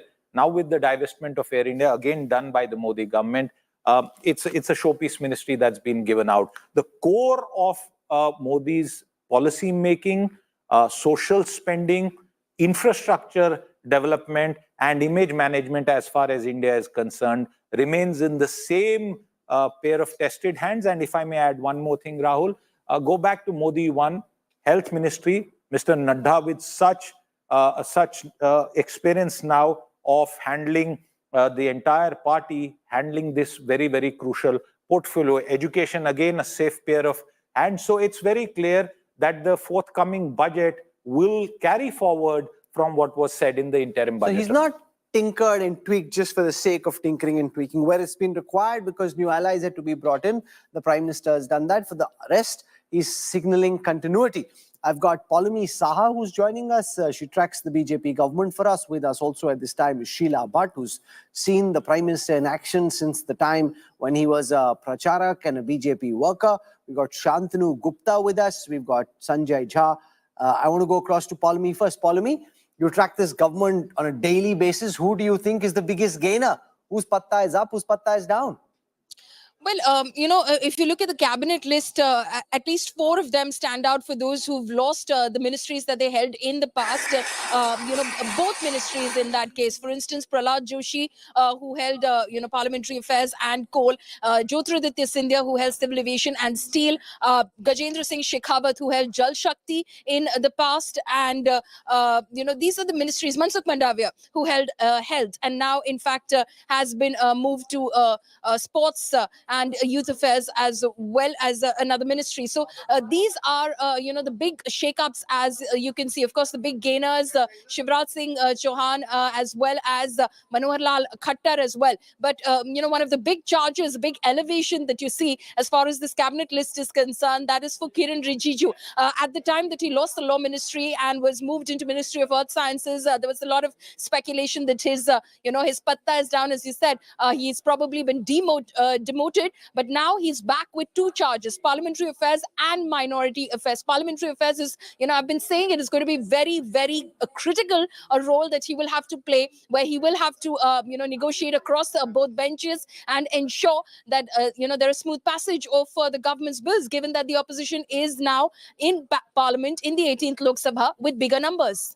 Oh, absolutely. Parliamentary affairs portfolio becomes key because the Parliament of the 18th Lok Sabha will be very different from what we've seen in the past because the opposition has much more numerical strength than they did last time. So therefore, their voice will have to be heard more than was the case in the past, and that will require calibration. Sheila Bhatt is also with us. Sheila Ben, you've seen politician Modi in action over 3 decades plus now. How do you decode the messaging that the Prime Minister is sending out from the Union Cabinet that he's prepared? Hi, Rahul.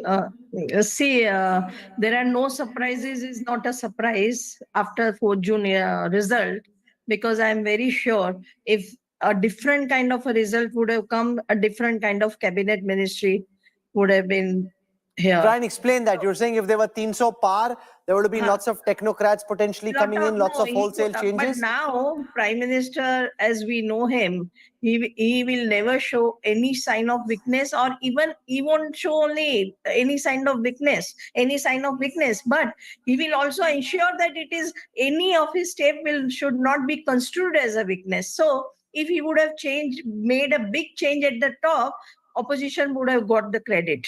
So I think one of the main reasons could have been this. Second, I think, on 3rd June, we all were thinking who are the minister, top 6, 7, who will get promotion or who will be demoted. So I think, in my view, very carefully and cautiously, I'm saying that Ashwini Vaishnav got the promotion. And rest of all top level, they are having same ministry, same power, same status. So because Ashwini Vaishnav, if I'm correct, this is my information and assessment, that INB ministry may be now deeply connected with IT. Because the way social media and other things are happening and the way new laws have come, I think Ashwini Vaishnav may have suggested to Prime Minister to do something about it in the future. So my view is that Prime Minister has played safe, matured, keeping status quo.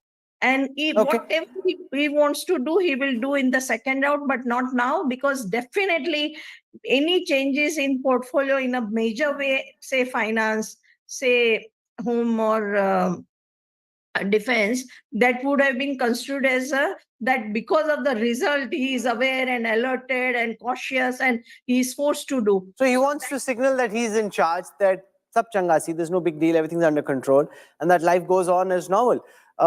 3 opposition leaders have tweeted, and I want to take you through what they're saying. I'll start with Omar Abdullah of the National Conference. He says, for all the talk about the NDA partners pressing for their fair share in the Modi 3.0 ministry, they obviously don't have much sway in the corridors of power. The portfolios given to the allies are the leftovers because the BJP hasn't anything meaningful left for them. You can bet your bottom dollar the post of the Speaker of the Lok Sabha will stay with the BJP itself. Aditya Thackeray of the Uddhav Balasaheb Thackeray says, I'm reiterating for the TDP that have aligned and the JDU that have aligned with the NDA, keep the Speaker's post with you. He's kind of trying to scare them. Keep the Speaker's post with you, not even with anyone you know in the BJP. Only then neutrality will be ensured and your parties will not be broken by the BJP. That's from Aditya Thackeray, who may be speaking from self-experience. And then there is Sanjay Singh from the Aam Aadmi Party, more aggressive in his tone and tonality. Na grah, na raksha, na vitt, na videsh, na vanijya. So no home ministry, no defense ministry, no finance ministry, no foreign affairs ministry, no commerce ministry, no sadak ministry, no rail ministry, no education ministry, no health ministry, no agriculture, no jal shakti. The point that he's making is NDA ke ghatak dalon ke hisse mein aaya sirf junjuna mantralay. All you've got are leftovers. He says that this is very embarrassing and is an insult. So Sanjay Jha, you know, the Prime Minister is sending his own message. I don't see why opposition leaders are getting so hassled. They should really evaluate the government for what it does and then comment on actual action rather than they're giving ball-to-ball commentary on the Prime Minister's decisions, which frankly are his prerogative to make. Rahul, good evening. There are 2 points I wish to make. Number one, if you look at the hard data, and this is no hyperbole or rhetoric, this mandate is actually been against Mr. Modi personally, because he campaigned on a Modi ki guarantee, and instead of 400, he ended up with 160 seats less. I have the data in front of me, which says that 9 out of 12 Lok Sabha seats in the Varanasi region were lost by the BJP. Mr. Modi, by the way, escaped by the skin of his teeth. His opponent, Mr. Ajay Rai, needed 70,000 plus 1 vote to defeat him. So calling this government 3.0, I would love to know what is the reaction of Mr. Naidu or Mr. Nitish Kumar. I can tell you, So we'll do that in a moment. I've just received information that Prime Minister Modi has called up former Prime Minister Manmohan Singh. He's called up former Prime Minister Devegowda and former President Pratibha Patil and sought their blessings as he begins his 3rd term. So there again, Shantanu Gupta, we're seeing a more conciliatory Prime Minister. He went to meet Lal Krishna Advani, went to meet Murli Manohar Joshi, now calling up Manmohan Singh, calling up Pratibha Patil. He's at least ticking the right boxes, sending the right message that I'm seeking everyone's blessings before I get down to the business of governance. I think, Rahul, we all suffer from short-term memory losses.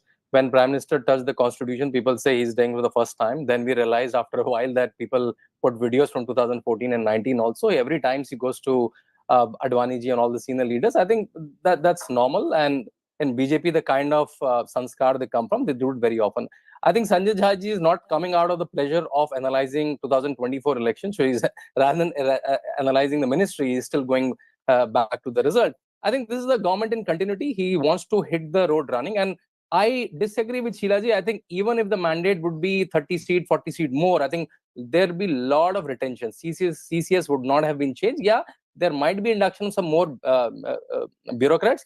I think I was only watching out for who will be the national president, because if I call it a debacle for BJP, now they need a good national president. So maybe some people are also talking about maybe can be the return of Amit Shah, and many of the names that we were guessing. Anyway, in BJP, guessing doesn't work much these days. Okay. All the names that we're guessing, they're all in the ministries. So I think that's the biggest name. Paulami Saha has information of a public comment by Mohan Bhagwat. Mohanji Bhagwat is the Sarsang Chalak of the Rashtriya Swayamsevak Sangh. Every word he says, people in government and on the outside latch on to and listen very carefully. Paulami, take our viewers through in the flashes that you've sent. I see some interesting comments about the tradition of evolving a consensus. That's why there are two sides, listening to both sides, building a consensus, very important. What all has Mohan Bhagwatji said? Well, a couple of lines from Mohan Bhagwat, who's speaking in Nagpur at the moment. He says, during election, competition is inevitable. I'm just translating. He's obviously speaking in Hindi at the moment, but it should be based on truth. Our tradition is of evolving consensus, and that is why Parliament has two sides, so that both the sides of any issue are considered. We've made strides in many fields. He speaks about Manipur एक वर्ष से शांति की राह देख रहा है, प्राथमिकता से उसका विचार करना होगा. He says people have given their mandate, everything will happen according to that. Why? How? Sangh does not get into it. चुनाव के आवेश से मुक्त होकर देश सामने उपस्थित समस्याओं पर विचार करना होगा. चुनाव प्रचार में जिस प्रकार एक दूसरे को लड़ाना, तकनीक का दुरुपयोग, असत्य प्रसारित करना ठीक नहीं. विरोधी की जगह प्रतिपक्ष कहा जाए. These are some of the lines from what Mohan Bhagwat has said while speaking in Nagpur. चुनाव सहमति बनाने की प्रक्रिया है.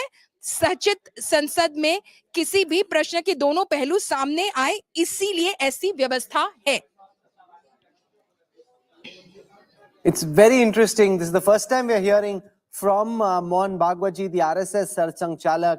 He says, इस बार भी हमने अपना लोकमंत्र जागरण का कार्य किया. We worked to reach out to people, try and make them aware of the elections. Vistarak Sevak Maryada ka palan karte hue chalta raha. So we kept trying to expand our work. Apne kartavyo ko kushalta purvak nibhaya. He's also talking very interestingly about the need to try and find a solution to what happened in Manipur. You know, that is interesting. He doesn't like the fact that elections were held in this acrimonious fashion. But the fact, Sheila Bhatt, that he's reaching out, making a public comment on Manipur and also talking about the theory of consensus in the way that Parliament functions. The first time we're hearing from Bhagwatji since the results came out. Yes, very, very interesting. It's a headline news, and it's happening at a time when the cabinet has been just declared. So it is kind of a setting national agenda, not the only government agenda, because by mentioning Manipur, he is expanding his advices. So I think it's very interesting, very important that he has mentioned Manipur. And I think two things is there, that RSS is also, after the election and after all noises are over, he is kind of taking an independent stand. One. And second, you know, we must all remember that RSS is going to be 100 next year. So lot will happen within the RSS on the RSS platform also, and within BJP and between BJP and RSS relationship also. You know, it's and interesting RSS that he says the new government has taken shape. Why it headquarter- happened the way it did does not concern the Sangh. Remember, we're translating from Hindi to English, so be mindful of that. He says the Sangh works for refining public opinion. In every election, we did it. This time, we do not get entangled in the analysis of the outcome. During election, competition is inevitable, should be based on the truth. Our tradition is of evolving consensus, which is why Parliament has two sides of the issue on all issues. He says also, see that very interestingly, Manipur में एक साल से शांति की राह देख रहा है, प्राथमिकता से उसका विचार करना होगा. You know, it's like pretty much in the way that he's framed it, it's a directive or a very stern message to the Modi government. Absolutely, and this is a big worry for the Sangh, considering the fact that outreach to the northeastern states has been one of the core priorities, in fact, dating back even earlier than when the Ram Janmabhoomi movement was started, Rahul. So the fact that not only the Sangh, but even allied organizations like the ABVP have for decades now been running a dedicated Northeast outreach program, including students integrated experience in interstate living. All of these point to the fact that what the Sarsang Chalak is saying is that the government now better pay attention to Manipur. You know, and also, Sheila, but I'm curious to know from you, do you think that the government will have to listen more to the RSS? They've not that they've gone away from the RSS's agenda on any key point, but the level of consultation which may have been there, will it go up a couple of notches on the back of this verdict in your view? I don't go by what publicly discussed, because we also have an access to privately what is happening between the two. When I had in Varanasi, I asked Amit Bhai that what JP Nadda as a party president has said about RSS. He said, "What is your problem? I am the RSS." Even Rajnath Singh has said in the similar manner. So I think this public perception of divide is also not correct, and public if we think that what all BJP does is RSS doing, and what RSS thinks is only BJP follows, is also wrong. So they are two different organizations, but definitely RSS is a parent organization, and that kind of like today what Bhagwat has said will be taken seriously from Kashmir to Kanyakumari amongst all RSS and BJP followers both. So that is the way they are.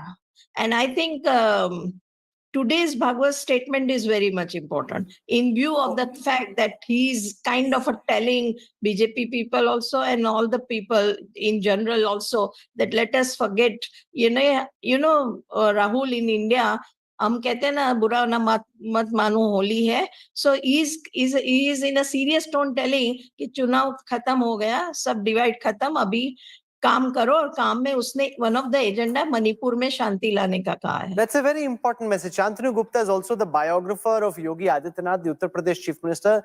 Yogi Adityanath was asked to stay back last evening. The other chief ministers went back to states like Rajasthan, to states like Madhya Pradesh. The UPCM stayed back. He met with Rajnath Singh in the morning. He met with Amit Shah. He met with JP Nadda. Your best sense of what was discussed and how Yogi Adityanath is trying to position himself post the verdict? I think, Rahul, whenever Yogi Adityanath comes to Delhi, he meets the Prime Minister, Amit Shah ji, Rajnath ji, Nadda ji, and normally the President and the Vice President also. So that's the normal routine.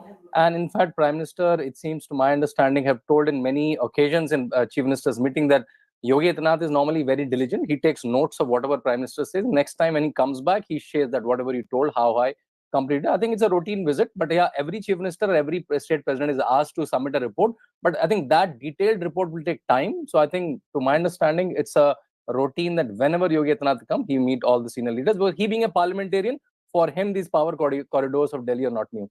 And we're hearing some voices from within the BJP and the government ecosystem, Sanjay Jha, questioning that the BJP has been able to make the government allocate portfolios, and Rahul Gandhi hasn't made up his mind on whether he'll be leader of the opposition. How do you look at the resolutions which were passed asking Rahul Gandhi to be leader of the opposition? And Kharge ji, in fact, said at the end, hum chitti bhej denge aapke naam ki speaker ko. That was said in jest, but indicating how strong the mood in the Congress was around Rahul Gandhi becoming the new leader of the opposition. What's your sense? Will he bite? Well, Rahul Gandhi has categorically stated that he will take a call on that. Hopefully, he will do it very soon.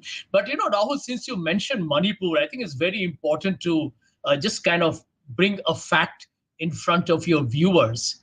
All this talk about northeast reach is all nothing but humbug. Manipur has burnt over a year, 1 year, okay?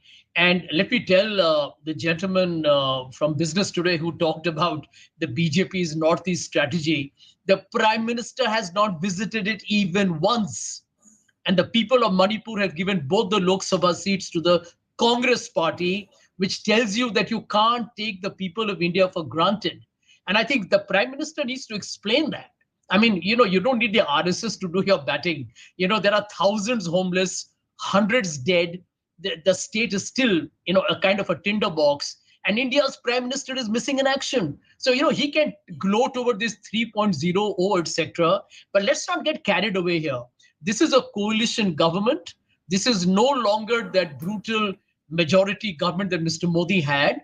And I will keep repeating this, Rahul, not just because I have facts to back my statement, that Mr. Modi's 10 years are a lost and dark decade for India. Okay, that's your view and you're entitled to it. Remember also that he's just repeated history by coming back to power a third time. The only other Prime Minister who did it was Jawaharlal Nehru. That's quite unique, even in a global context, not just from India's prism, but everybody has the right to express their view. And even the Sarsang Chalak is saying that in democracy, there must be two sides and effort must be to build consensus, which is frankly what India today has been saying the last several years, which is why we have a democratic newsroom where every voice is heard. And I think that's what Sarsang Chalak, Bhagwat Saab, is saying as well. See that there's a big union budget in a few days from now. We know that the finance ministry officials have been working on it. From this 125-day plan that's being built, what can you tell our viewers in terms of the effort that's been made in the background and what's likely to pan out? You know, one of the first decisions that's been announced is 30 million affordable houses. So it's clearly going to be a continuing expansion of existing schemes. There might be a smattering of new ones. Social media has, of course, exploded with the comments whether Finance Minister Nirmala Sitharaman will now try and push a middle class kind of tax break budget. We'll have to focus on farmers and the poor as well in a much bigger fashion.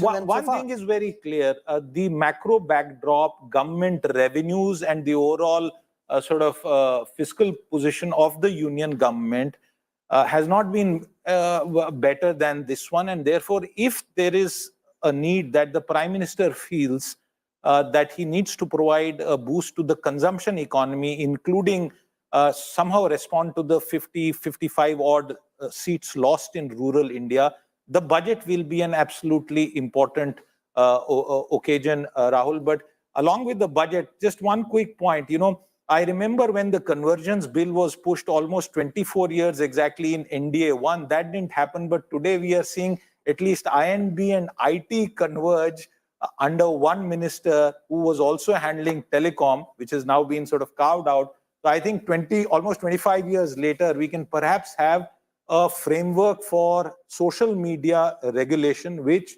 this country needs and which has bothered this government a lot in the past. So let's spend a moment on who's likely to be happiest tonight and who's likely to be most unhappy. Think of it as an appraisal or an increment letter given out in a company.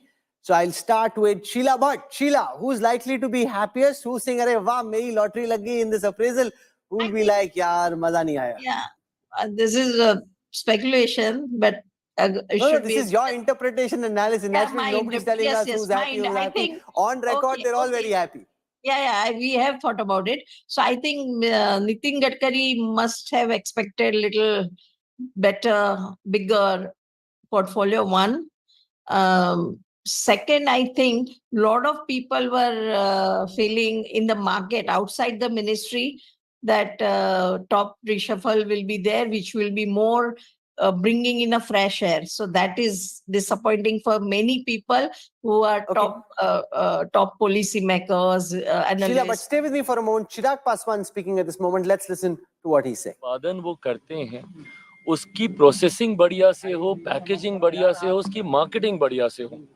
मैं एक दो उदाहरण अपने राज्य के मैंने हमेशा दिए। बिहार में जिस क्षेत्र से मैं आता हूँ, हाजीपुर, केला वहाँ का इतना मशहूर है, पर वो केले की अगर प्रोसेसिंग हो, उसके चिप्स बनते हैं, अलग अलग चीजें बनती हैं, ऐसे में इन यूनिट्स का बहुत बड़ा योगदान है। मखाना आज देश में ही नहीं दुनिया में आज उसकी पहचान है, जाना जाता है। उसके प्रोसेसिंग यूनिट्स लगने की जरूरत है। ऐसे में मुझे लगता है ना सिर्फ ये देश में बड़े तादाद पर रोजगार के अवसर देंगे, जितने ज्यादा इस तरीके के यूनिट्स हम लोग ला सके, और आने वाला समय मैं मानता हूं इस विभाग का है। आज भी अगर आप देखें तो दुनिया के बनिस्बत ना के बराबर प्रोसेसिंग यूनिट्स हम लोग के पास है, और ये समय आज की तारीख में प्रोसेसिंग का ही है। आप विदेशों में जाइए, जिस तरीके से प्रोसेस आइटम्स आपको मिलती हैं, ऐसे में मुझे लगता है कि भारत में खास तौर पे इसका बहुत बड़ा स्कोप है। इस उम्मीद के साथ कि जो जिम्मेदारी प्रधानमंत्री जी ने मुझे दी है, उसको पूरी ईमानदारी से और पूरी मेहनत से उसको आगे लेकर जाएंगे, और यकीनन आने वाले दिनों में देश के विकास में इस विभाग का एक महत्वपूर्ण योगदान होगा। Are you satisfied with the ministry which you have got? And secondly, there have been attempts earlier also to revive the food processing industry in Hajpur and other belts. So what new will be in addition? Well, first of all, not only I'm satisfied, not only I'm happy, I think this is absolutely my Prime Minister's discretion, whom he wants to give what responsibility. Having said that, for me, it's a huge responsibility. And definitely, I mean, I'll be fulfilling it. Yes, I'll be needing some time before I can understand and I can study the whole department, and then only I can comment in detail over these things. NDA की जो अलाय partner है, बड़ी ministries की जो expectation थी वो नहीं है, वो बीजेपी ने अपने पास. Okay, so that's Chirag Paswan, the new Minister for Food Processing, talking about the potential. And remember, Bihar is an agriculture-led economy, and therefore he thinks that if he can set up these food processing industries, which is what Harsimrat Kaur Badal tried to do as well for Punjab when she was the food processing minister, it's something that he can look forward to. So you said that Gadkari ji might be a bit disappointed. He would have probably expected a promotion in your view. Who's likely to be happiest? Sheila Bhatt.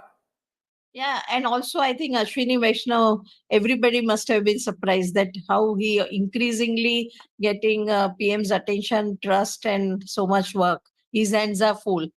Then I think Ella, I am very sure eventually after the Maharashtra, Jharkhand, and Haryana election, there will be many more induction in the cabinet, because if you see the allotment of ministries, I'm very, very sure that there will be some more revision, but after some time.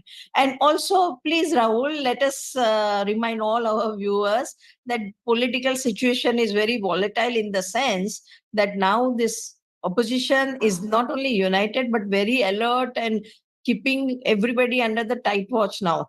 So that's a why good thing. That can't be a bad thing. An alert opposition puts the government on its toes, and that's a great thing for democracy. Good. Absolutely. So, but that is a change in this election has brought in. So, oh, sure. They haven't been used to being tested. Now they'll be tested. There'll be lots of bouncers and yorkers coming their way, and they'll have to pad up and bat harder than they've had to. Now so this far. Full-blown season of movements and opposition and street protest and parliament investigations and stories and everything will start. This will which be is very great, which is different fantastic for democracy, which is fantastic for journalism, and I say more power to that. Siddharth, who's happiest tonight, you think? I know Kiran Rijiju is delighted. He almost got edged out last time, back now as Parliamentary Affairs Minister, when that portfolio becomes very important. In your sense, who might be happiest? I come back to it. I don't know about his personal reaction, but one of the biggest tasks that the Prime Minister has put is on the shoulders of Ashwini Vaishnav. Sure. The railways has to continue to move ahead. Many plans that need very, very hands-on monitoring. And the INB and IT Ministry, I say this for 800 million plus users in India, social media users. Those social media users now having an impact on politics, as we saw in this most recent election. Rahul, I think the regulatory legal framework for what should be acceptable regulations for the social media age that India is one of the most critical tasks, a task that this government, frankly, for the last 10 years, could not perhaps fully grapple with, because there are a lot of international issues also involved. And Ashwini Vaishnav is someone who's seen as being someone who puts his head down, gets into the minutiae, looks very carefully at files, and that's the kind of minister the Prime Minister typically likes. Stays away from controversies, calm se calm, and that's something which usually the Prime Minister appreciates, and very rarely will he have a word out of line. Paulomi Saha, your sense of who you think is likely to be happiest and who would be like, is appraisal mein maza nahi aaya? Well, as far as the biggest leg up is concerned, it appears that Mr. Ashwini Vaishnav has the biggest leg up. We'd seen how he was growing in stature, someone who was being given certain key responsibilities as well, someone who's been involved in the back channel conversations with allies in the run up to this government formation as well. He was entrusted with speaking with the JDU. He has been very key in various decisions that are being made, and you could see his prominence rise within the party, and it's clearly has been rewarded now by the Prime Minister with of course 3 portfolios that he's been given. I would think, of course, some sense of disappointment possibly for Mr. Nitin Gadkari, because he would have wanted a more challenging ministry. Road transport and highways, of course, he's become very popular as far as the road ministry is concerned. He's the road mantri, but the fact of the matter is he would have wanted a bigger challenge now with, of course, being back in the Union Council of Ministers. I would think that he would be disappointed that it's the same ministry. Well, given the fact that some were saying he may not become a minister at all, from there, coming back in the same portfolio isn't bad, because there's a lot of talk around that as well. So he'd also at one level be happy that he's rehabilitated in a very respectful fashion, and that again is great. Shantanu Gupta, your sense, your reading of who's likely to be happiest, who might be unhappiest? I think, Rahul, if I try to track that people who have grew very fast in last 10 years of Modi government, I think one name comes to ML Khattar, right? From Pracharak to Chief Minister and now Power and Urban. I think that's big. C.R. Patil again, from a member of parliament to the state president and now Jal Shakti, which is on top demand. And Kiran Rijiju, because being parliamentary, he has to work very closely with the top leadership. Ashwini Vaishnav for sure, because of INB. And I think Harsh Malhotra, because he's the only minister from Delhi and he's road transport, so get to work with Nitin Gadkari. So then these are the names I'll pick. Okay. Sanjay Jha, from your lens, who do you think is likely to be happiest? Who do you think will be unhappiest?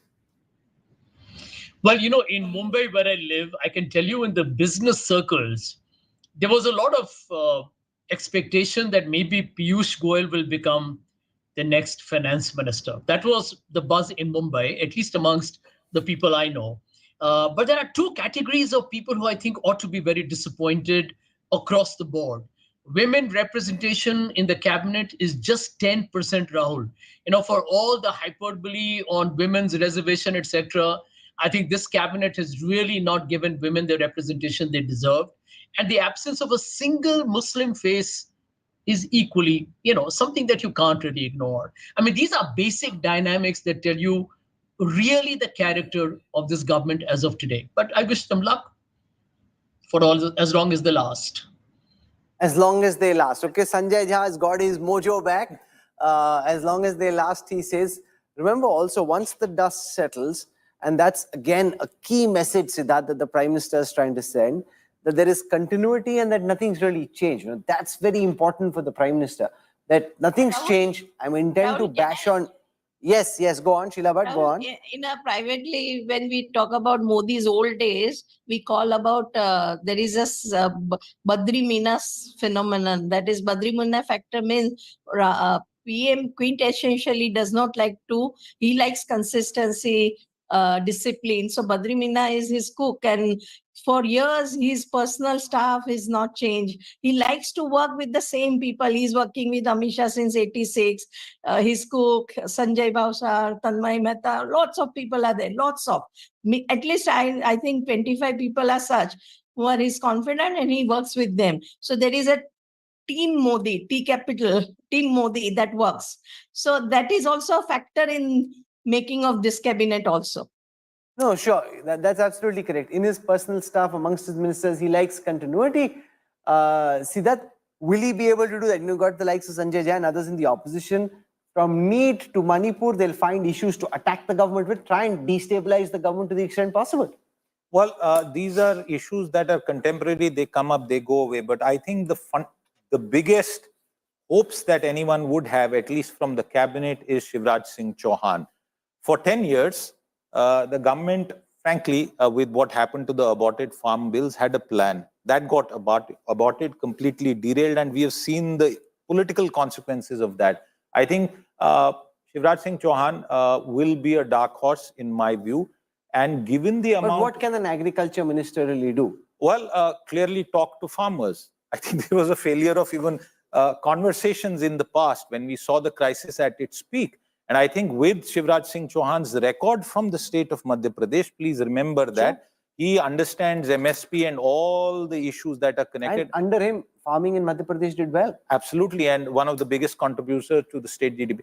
Just one quick point on Mr. Khattar. Look at the portfolios and look at the nature of land politics, for example, land-related politics in Haryana, or look at Delhi, where the center is in fact one of the largest landowners through the DDA. So in some ways, Mr. Khattar is perhaps going to be a hands-on guy, and the city government here will perhaps continue to have some worries, Rahul, frankly. Okay, so we've had an opportunity to go around our panel, understand what they think are the takeaways from the Prime Minister's new cabinet. He's clearly signaling continuity. He's saying nothing's changed. We'll bash on like we were the last time round. There's no panic. The team's the same, and I have faith in my team. That's the critical message that he's sending. What's changed, though, very clearly is the manner in which information was disseminated. Rather than coming from one central source, as it were, each minister giving his little bit of information about what he got, or people around him giving that information. That's a big change. And Let's see if that Rahul, continues. Rahul, there will be a change in the discussion and the direction of who is number 2. Why? Who do you think is number 2? No, it will be very different. No, that people and RSS BJP crowd will decide after watching their performances. And Shivraj Singh Chauhan's entry makes a very big difference in intra politics and party politics of BJP. Well, he's got important portfolios. Agriculture, Yes, very Panchayati good, Raj are very important good. So portfolios. the entire farmers issue is at his door now. But can I also say it depends on what you do. It's not just about getting the position. It's what you're able to do with that position which will determine the perception that people, whether they're voters, whether they're people in the RSS or workers in the BJP. He got a loud roar of applause when he came in for the swearing in. One of the loudest roars was for Shivraj Singh Chauhan. It'll be interesting to see if he can handle these very delicate. Farming in India is very complex to deal with. So it's not, like the easy solutions, the low-hanging fruit. It's very difficult to deal with. He's got experience as chief minister. Under him, farming in Madhya Pradesh was one of the big drivers of growth. So it'll be interesting to see what really comes off this. I'm slipping into a break. I'll have more for you when we come back on the other side. Stay with us. Back in a moment.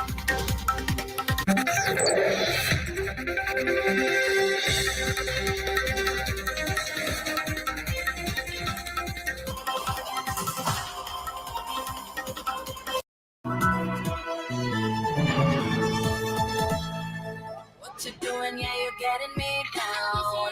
Got me looking at you, scared in the crowd. Why do you wanna move like that? Why you want coming now? Coming for you. Let me show you why. Introducing Motorola H50 Fusion. Own the spotlight. An unparalleled election coverage with the team that wins every election. From unmatched on-ground reporting to real-time poll updates. Stay tuned to the Maximum channel for the maximum coverage. Platinum Partner. Signature Finest Silver Elaichi, a premium product from Dilbag. Mankind Pharma, serving life.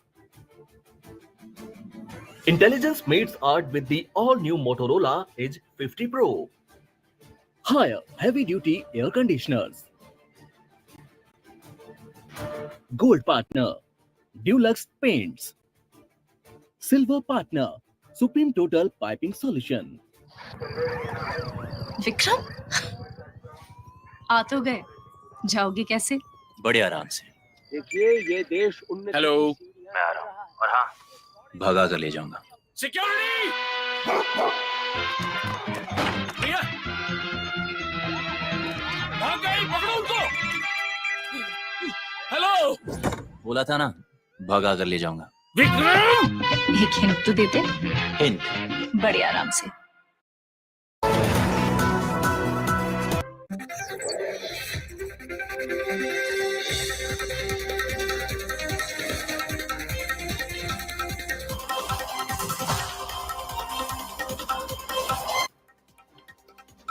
Now, I want to show you a report now on the investigation into the Riyasi bus attack. This happened in the Jammu region where a bus came under fire.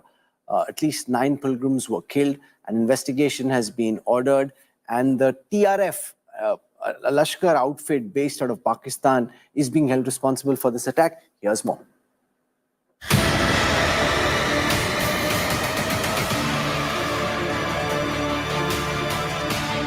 Terrorists target a bus carrying pilgrims from the Shiv Khori cave shrine to Mata Vaishno Devi temple in Katra.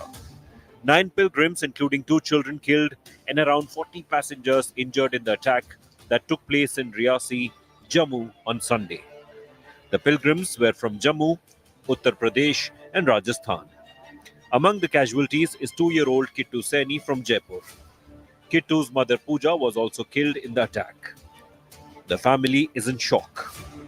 हमारे परिवार से 5 member गए थे जिसमें मेरा छोटा भाई उसकी घरवाली और मेरी बच्ची और कंवर साहब और उनका बच्चा एक। तो कुल 5 लोग गए थे, जिनमें से 4 की मौत हो चुकी है। आपकी जो बेटी थी उनकी भी मौत हो गई, उसमें उनके जो बेटा था 2 साल का उनकी भी मौत, उनकी भी सबकी मौत हो गई, खाली कंवर साहब बच्चे हैं वो भी हॉस्पिटल में हैं कटरा में। The other injured, including children with multiple fractures, are being treated at the district hospital in Riyasi. 16 patient आए हैं हमारे पास, जिनमें से 2 ज़्यादा सीरियस थे, उनको ऑपरेशन थिएटर में ले गए फिर शाम को ही।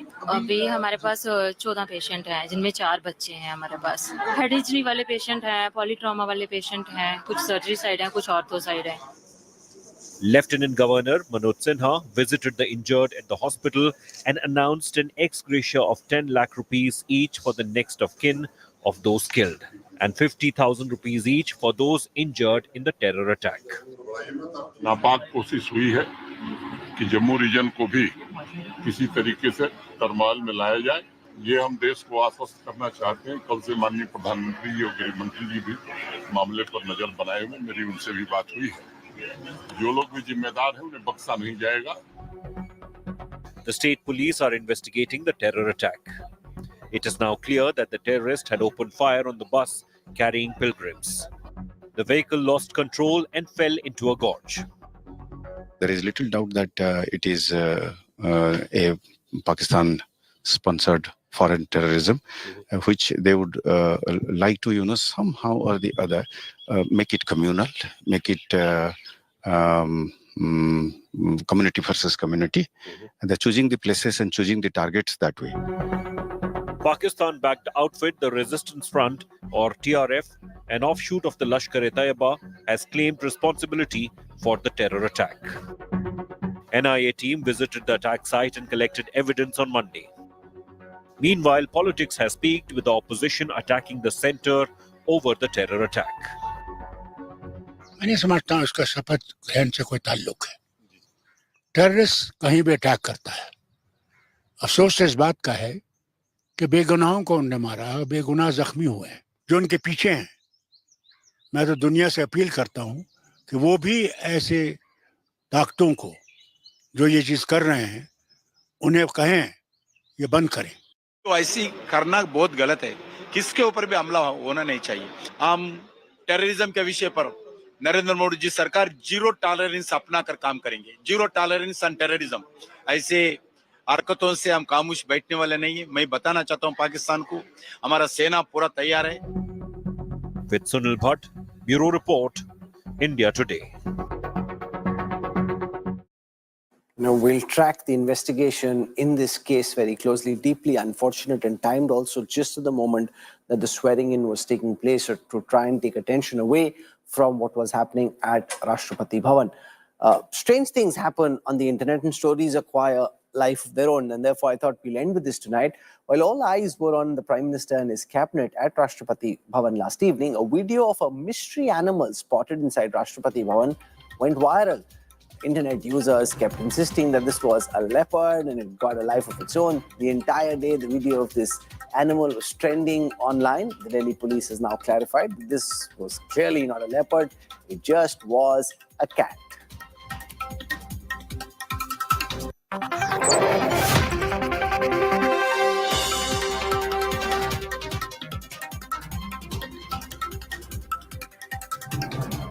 Not just that, lots of political cats on the forecourts of Rashtrapati Bhavan as well. This is where I wrap up the news track tonight. Our best wishes to the new ministers who've just been sworn in the Modi 3.0 cabinet. We'll track very closely, without fear or favor, what they do and evaluate their performance, speak truth to power. Thank you for tuning in. It's fantastic to have had you. I'll see you again tomorrow at 8 p.m. My colleague Rajdeep Sardesai comes up next with News Today.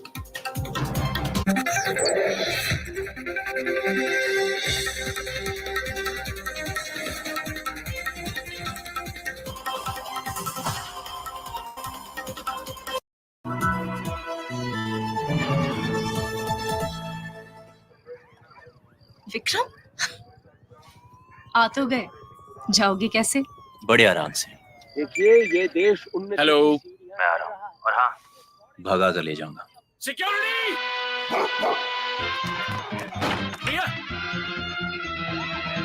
भाग hello बोला था ना भगा कर ले जाऊंगा। विक्रम एक hint तो देते। हिंट बड़े आराम से। सुप्रीम के 9000 से भी ज्यादा प्लम्बिंग एंड ड्रेनेज प्रोडक्ट्स और वाटर टैंक्स बने हैं quality raw materials and innovative design से। सुप्रीम टोटल पाइपिंग सॉल्यूशन, जीवन भर का साथ।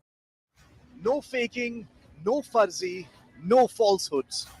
Unbought, unfake live viewership. The India Today election intelligence dashboard is rocking it. On India's big verdict day, India Today's viewership super smash. If you looked at the voting percentage, it was less than 50%. This is a real wake-up call for the double engine. Thriller in the election results, landslide for the #1 election channel.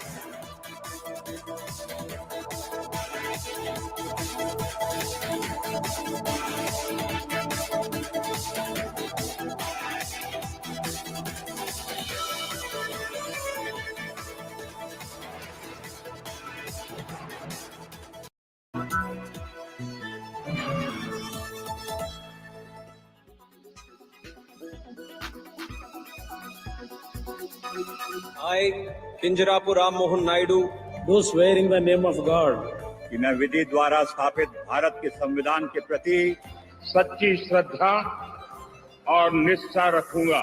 Modi 3.0 takes shape. Narendra Modi was sworn in as the Prime Minister of India for the third consecutive term, along with several other MPs. The latest lineup in Modi's cabinet has noteworthy additions from the BJP fold, with leaders like M.L. Khattar, V. Somanna, Shivraj Chauhan, Bandi Sanjay, and Ravneet Singh Bittu and Suresh Gopi. My duties as such Minister of State.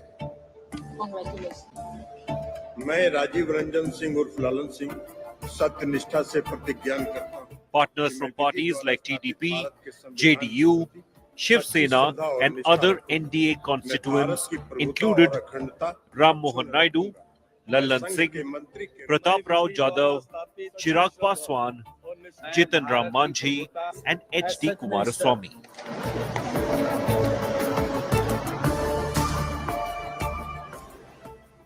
The new leaders who have taken oath in their new roles bring with them a wealth of experience and fresh perspective. Prime Minister Modi's new term has formally begun. His cabinet now features a blend of experience and fresh faces. Bureau Report, India Today.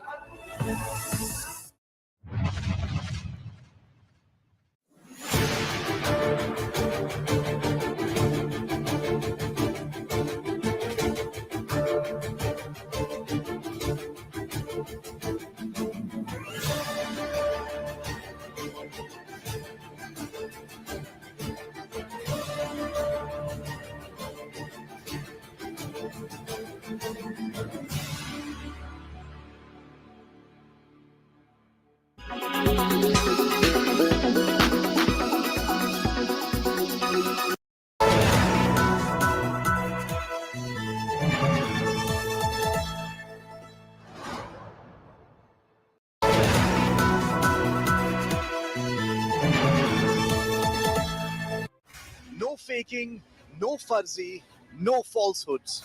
Unbought, unfake live viewership. The India Today election intelligence dashboard is rocking it.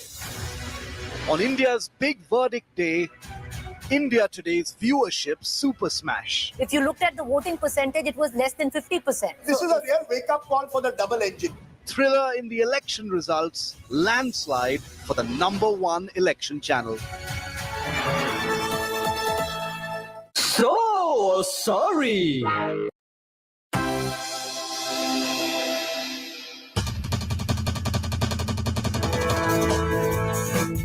फिर छाया मेरा जादू, कोई रोक न पाया। मित्रों, फिर छाया मेरा जादू, कोई रोक न पाया।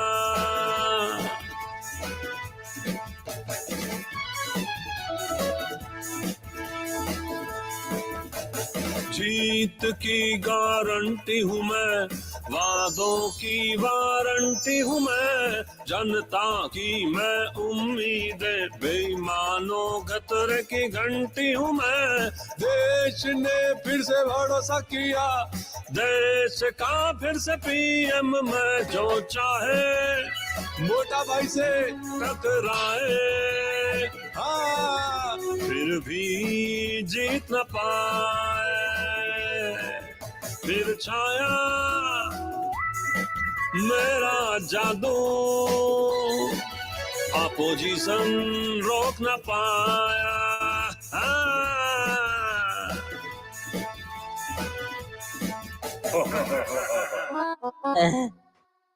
Hindustan's weather report brought to you by JK Tyre, देश का tyre.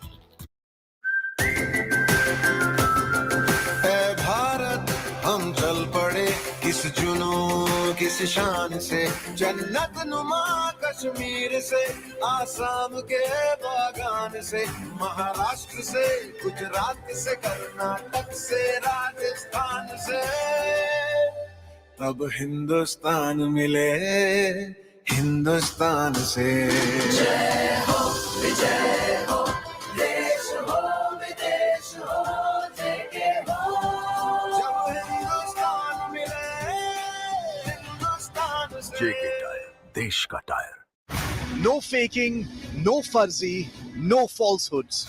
Unbought, unfake live viewership. The India Today election intelligence dashboard is rocking it. On India's big verdict day, India Today's viewership super smash. If you looked at the voting percentage, it was less than 50%. This is a real wake-up call for the double engine. Thriller in the election results, landslide for the #1 election channel. So sorry.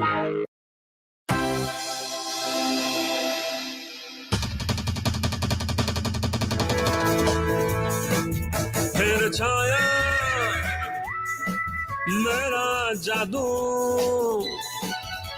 कोई रोक न पाया।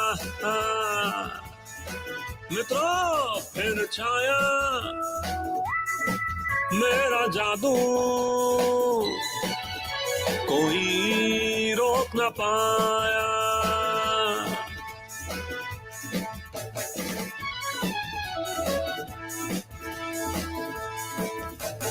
जीत की guarantee हूँ मैं, वादों की warranty हूँ मैं, जनता की मैं उम्मीदें, बेईमानों खतरे की घंटी हूँ मैं। देश ने फिर से भरोसा किया, देश का फिर से पीएम मैं, जो चाहे मोटा भाई से टकराए, हाँ फिर भी जीत न पाए। फिर छाया मेरा जादू, अपोजिशन रोक न पाया।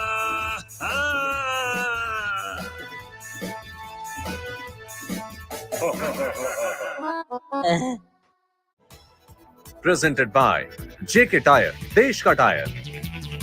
Co-presented by New Seltos with Kia Connect. Tech is now badass. Powered by NECC. Sunday हो या Monday, रोज खा one day.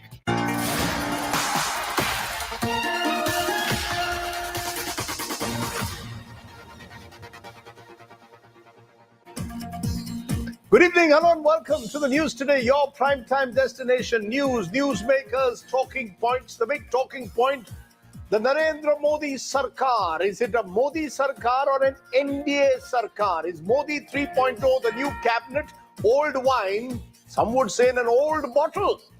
Will the allies stay loyal to Modi 3.0? All the big questions will be raised tonight on the news today. News without the noise. First, as always, it's time for the 9 headlines. Modi 3.0 NDA Sarkar finalized. Amit Shah, Rajnath Singh, Nirmala Sitharaman, Jai Shankar retain their ministries amidst continuity. The buzzword. Shivraj Singh Chauhan is the country's new agriculture minister. JP Nadda gets help. BJP allies accommodated in the new cabinet. TDP's Ram Mohan Naidu is the civil aviation minister. Chirag Paswan, food processing.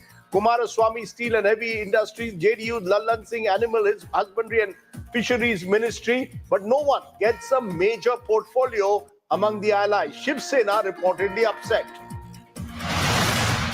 RSS chief Mohan Bhagwat's first response on elections results says it's Sangh tradition to evolve a consensus. Says no individual should take credit. Claims violence hit Manipur should have been given priority. Manipur Chief Minister Biren Singh's convoy ambushed by unknown armed miscreants in the strife-torn state. 2 sustained injuries. Biren Singh, who wasn't in the car, condemns the attack. Another jolt for Biju Janata Dal Chief Naveen Patnaik. His close aide V.K. Pandyan, who quit politics, says the party's poor poll performance in the state was the reason. 2 children aged 2 and 14 years old among the 9 who were killed in the Riyasi terror attack. Pakistan-backed Lashkar Front TRF claims responsibility. And big row over BJP social media cell chief Amit Malviya. BJP's Neta's brother Shantanu Sinha levels sex abuse allegations against him. Malviya denies charges, sues Sinha. Opposition claims he must quit. And no relief for rape-accused JDS Neta Prajwal Revana. Court sends him to 14-day judicial custody in the Karnataka sleaze video probe. Sensex surpasses 77,000 for the first time ever, opens at a record high in early trade. Nifty also hits record highs.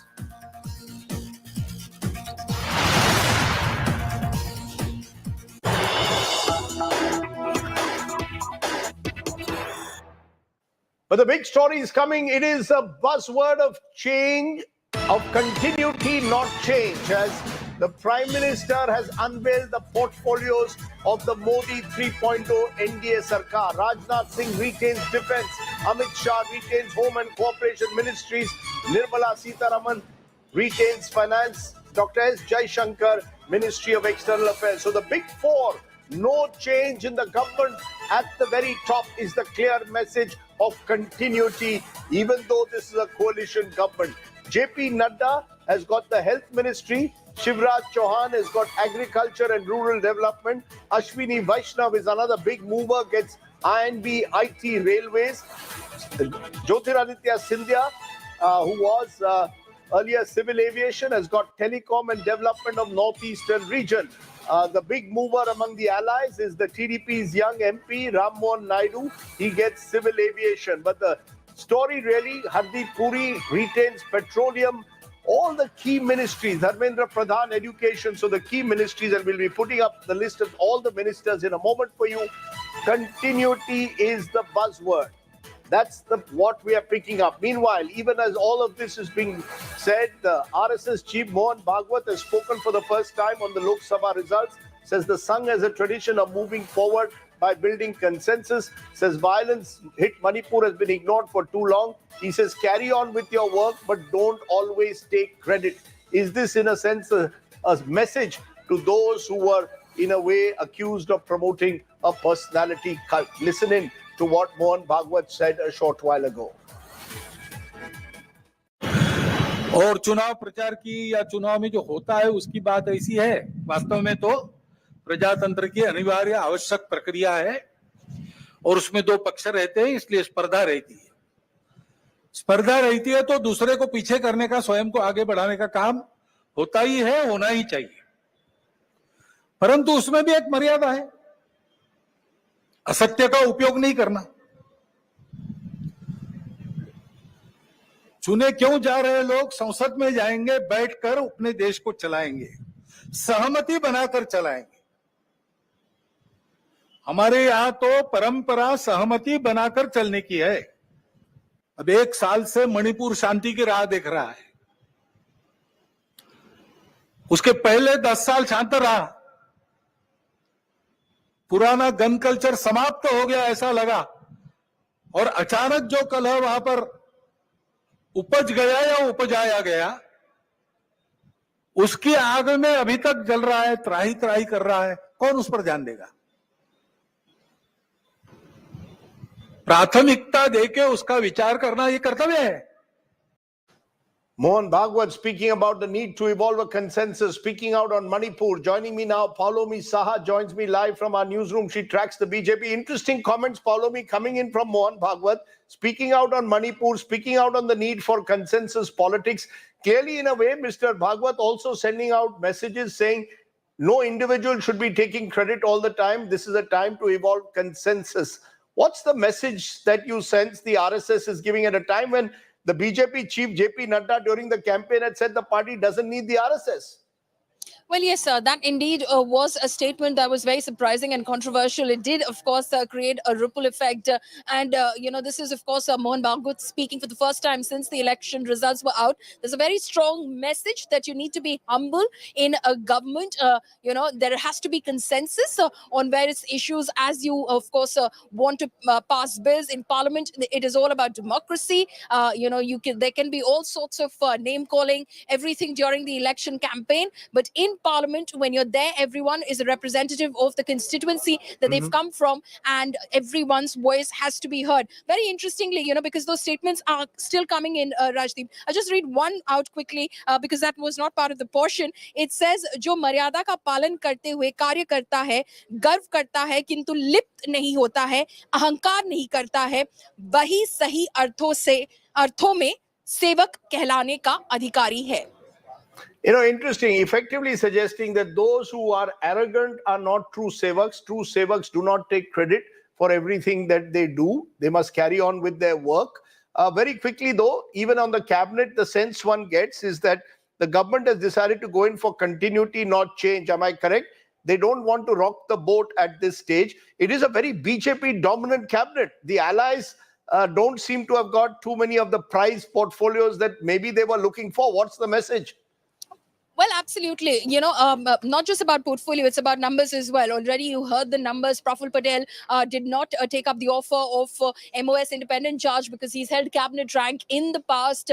NCP, that's the NCP, the Eknath Shinde faction, not very happy with the fact that they brought 7 Lok Sabha MPs from the state of Maharashtra, but those with 5, with 1 MP as well, have got cabinet rank, whereas Pratap Rao Jadhav, who comes from Buldhana, has been given MOS independent charge. Already the Uddhav Sena mocking Jadhav for getting Ayush ministry, which is seemingly inconsequential for all that they did in terms of breaking away from the Maha Vikas Aghadi and joining hands with the Maha Yuti. But yes, the big message, of course, is of continuity, of saying that I had set out a 100-day agenda and I'm going to continue on with that 100-day agenda. So there's no break in plan as such. But the dominant force in this coalition definitely is the Bharatiya Janata Party. The coalition partners, TDP, JDU, Eknath Shinde faction, not very happy. It remains to be seen, of course, how they react to this allocation of ministries now. Paulomi Saha, with all those details, we'll be keep coming back to you for more. Let me give you my takeaways before we turn to our talking points tonight. Let's take away the takeaways from what we are seeing from those new cabinet portfolios on your screen. One thing is very clear. Prime Minister Modi has chosen continuity over change. A majority of the ministers are familiar faces in familiar portfolios. To some degree, it is old wine in a new bottle, or some would say old wine in an old bottle, whichever way you look at it. Number 2, this remains a BJP dominant government, 240 seats, well above that of any other party. All key portfolios as a result remain with the BJP, a sign that the party remains the magnet around which the Modi government or the NDA Sarkar will revolve. The allies of the BJP, and this is a critical point, have little to cheer. Even the 2 key allies, TDP and JDU, have been given relatively minor portfolios. While the Maharashtra allies, interestingly, are getting restive. How long will these allies stay patient is a moot question. The Maharashtra allies may just have to grin and bear it now till the elections there later this year. Number 4, the top 4 portfolios staying with the same ministers shows that the Modi government hasn't panicked despite the poll reverse. There is plenty of experience too, with 7 former chief ministers, including Prime Minister Modi, in this cabinet. Number 5, when the Modi government was heading a majority government, the PMO was seen as domineering. The next 6 months will tell us and reveal to us just how inclusive and consensual the new arrangement is. For now, Mr. Modi remains the face of the government, back, front and center. Let's therefore turn to my final takeaway. The new cabinet has representation of all regions, castes, communities, except one, my friends, the Indian Muslim. The argument that Muslims are not represented because they didn't vote for the BJP is just not good enough. A government must represent all Indians, not just who vote for a party. Hopefully, this anomaly will be corrected soon. Sabka Saath, Sabka Vikas, Sabka Vishwas must not be just an empty slogan, but an article of faith. Which leads me from those takeaways to bring you to my big questions that I have today. Is this a Modi Sarkar or an NDA Sarkar? Is Modi 3.0, as I suggested, old wine in new bottle? Is continuity not change the hallmark of Modi 3.0? Will Modi 3.0 adopt an inclusive agenda? Will allies stay loyal to Modi 3.0? Joining me now is Ashutosh, former politician, now columnist, author of satyahindi.com. Rajat Sethi is political commentator, but he's been associated closely with the BJP. T.S. Sudhir joins me to give us a perspective from the South. He is based in Hyderabad, tracks the TDP closely. Dr. Syed Zafar Islam is the veteran national spokesperson of the BJP on political and economic affairs, former MP, Rajya Sabha, and Mohan Kumaramangalam, national spokesperson, Congress. Good to have all of you on the show. Let's get all your takeaways first. Let's go to you, Ashutosh, because you usually have a very strong comment on most of these issues. What's your sense? Is this a continuity where Mr. Modi has said, forget all the skeptics, cynics who are saying ye coalition mili-juli sarkar hai, ye Modi sarkar hai. This is not an NDA government. This is still a Modi-led BJP government. See, Rajiv, the fact of the matter is that Mr. Prime Minister is trying to project that he is under control. The fact of the matter is he's not under control. Look at the way Ajit Pawar faction has reacted, and look at the way the others are also reacting. So this is a clear indication. In the first indication, this is not the Modi government, but this is the NDA government. No, Modi has drawn a line in the sand. No, Ashutosh, Modi has drawn a line in the sand. Ajit Pawar can be upset, Shiv Sena can be upset, but this is a BJP government. This is a BJP. If this is a BJP government, then this government is heading for trouble.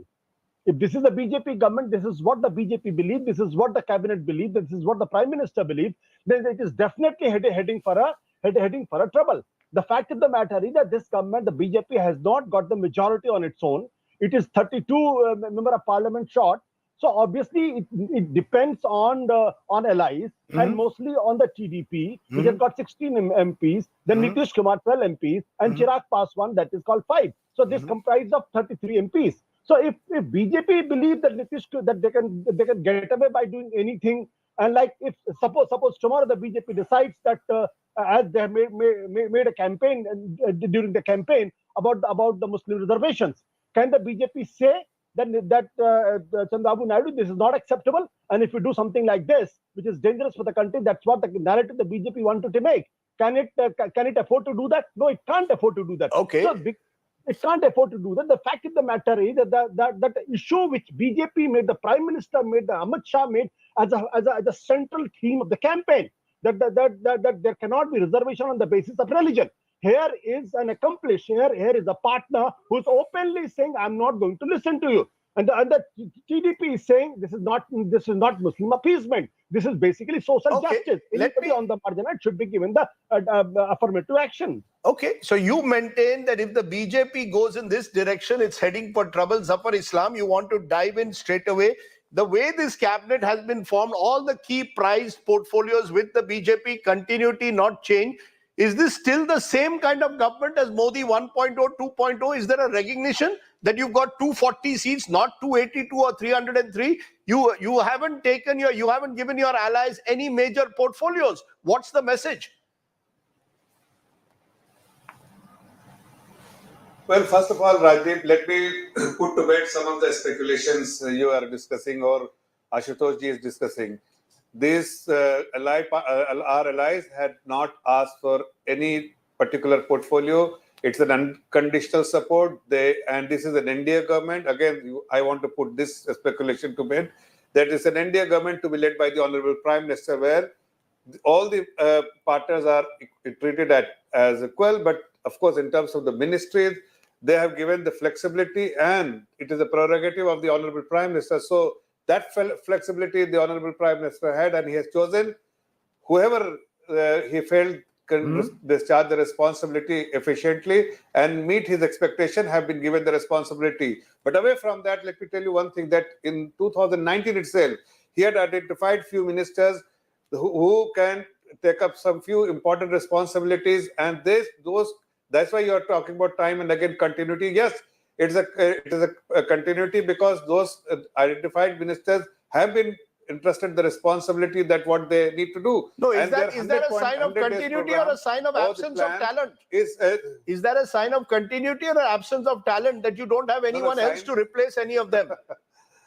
There's enough bench strength, my dear, in BJP, enough bench strength, and we can always find an alternative for everyone. Nobody is indispensable in Bharatiya Janata Party, but these are the identified resources for Bharatiya Janata Party. They have been made ministers, and they will do exactly what the 100 days plan has been discussed with the Honorable Prime Minister and finalized. Okay. So, first of all, allies are extremely happy away from what Mr. Ashutosh is speculating that Ajit Pawar group is unhappy. He is unhappy. No one is unhappy. Everybody is happy. Okay, it's they one all big want happy that family. this Okay, taken your point, led sir. by the Honorable Prime Minister. Okay, sir, you made that point. It's one big happy family. Rajat Sethi, is it really one big happy family, you think? Or do you believe that they're going to the BJP has factored that in, that there will be allies who will be from time to time disenchanted, but these allies have limited options. What can these allies really do? See, this is, before I come to this question, I just wanted to point out, because you have been tweeting about it, that Prime Minister Modi has not had any minister from the minority community, and specifically you said Muslim community. Yes. So I wanted to ask you this question. Is religion the only identity marker? Why did you not go out and say that LGBTQ community has not been represented and that should have been represented instead? See, the problem is that you have, you have had a reductionist approach to society, that religion remains the only go-to factor when it comes to doing some kind of a social justice. Rajat Sethi, can I just counter question you? This cabinet has members of every caste, and the BJP, if you recall, particularly the previous cabinet expansion, had even given the names of all the OBC ministers. They had put it in the press release, how many OBC ministers. So that you can do. And you have got, even in this cabinet, Ravneet Bittu, who lost the election but has been brought in because you want a Sikh face from Punjab. So you want a Sikh face from Punjab, you want OBC representation, tribal representation, Dalit representation, but no Muslim representation. I'm just asking the question, if it is Sabka Saath, Sabka Vikas, Sabka Vishwas, are we saying that 14% of this country will not be represented in our union cabinet? That's all I'm asking. No, this is what I'm giving you an alternate explanation. There will be several identity card holders who would also say that I'm not represented. See, ultimately, Prime Minister Modi has to run the government. He needs to identify who are the best possible resources at hand, which can deliver the policy promises that he has made. And therefore, it is important to leave it to his wisdom how he sees balancing the card the way he has done. That's point number one. Now, coming to your point around various allies, I think, see, there is enough elbow room for the allies to be adjusted. Eknath Shinde was given the chief ministerial berth. He didn't perhaps ask for it, but it was Prime Minister Modi who said that, no, this perhaps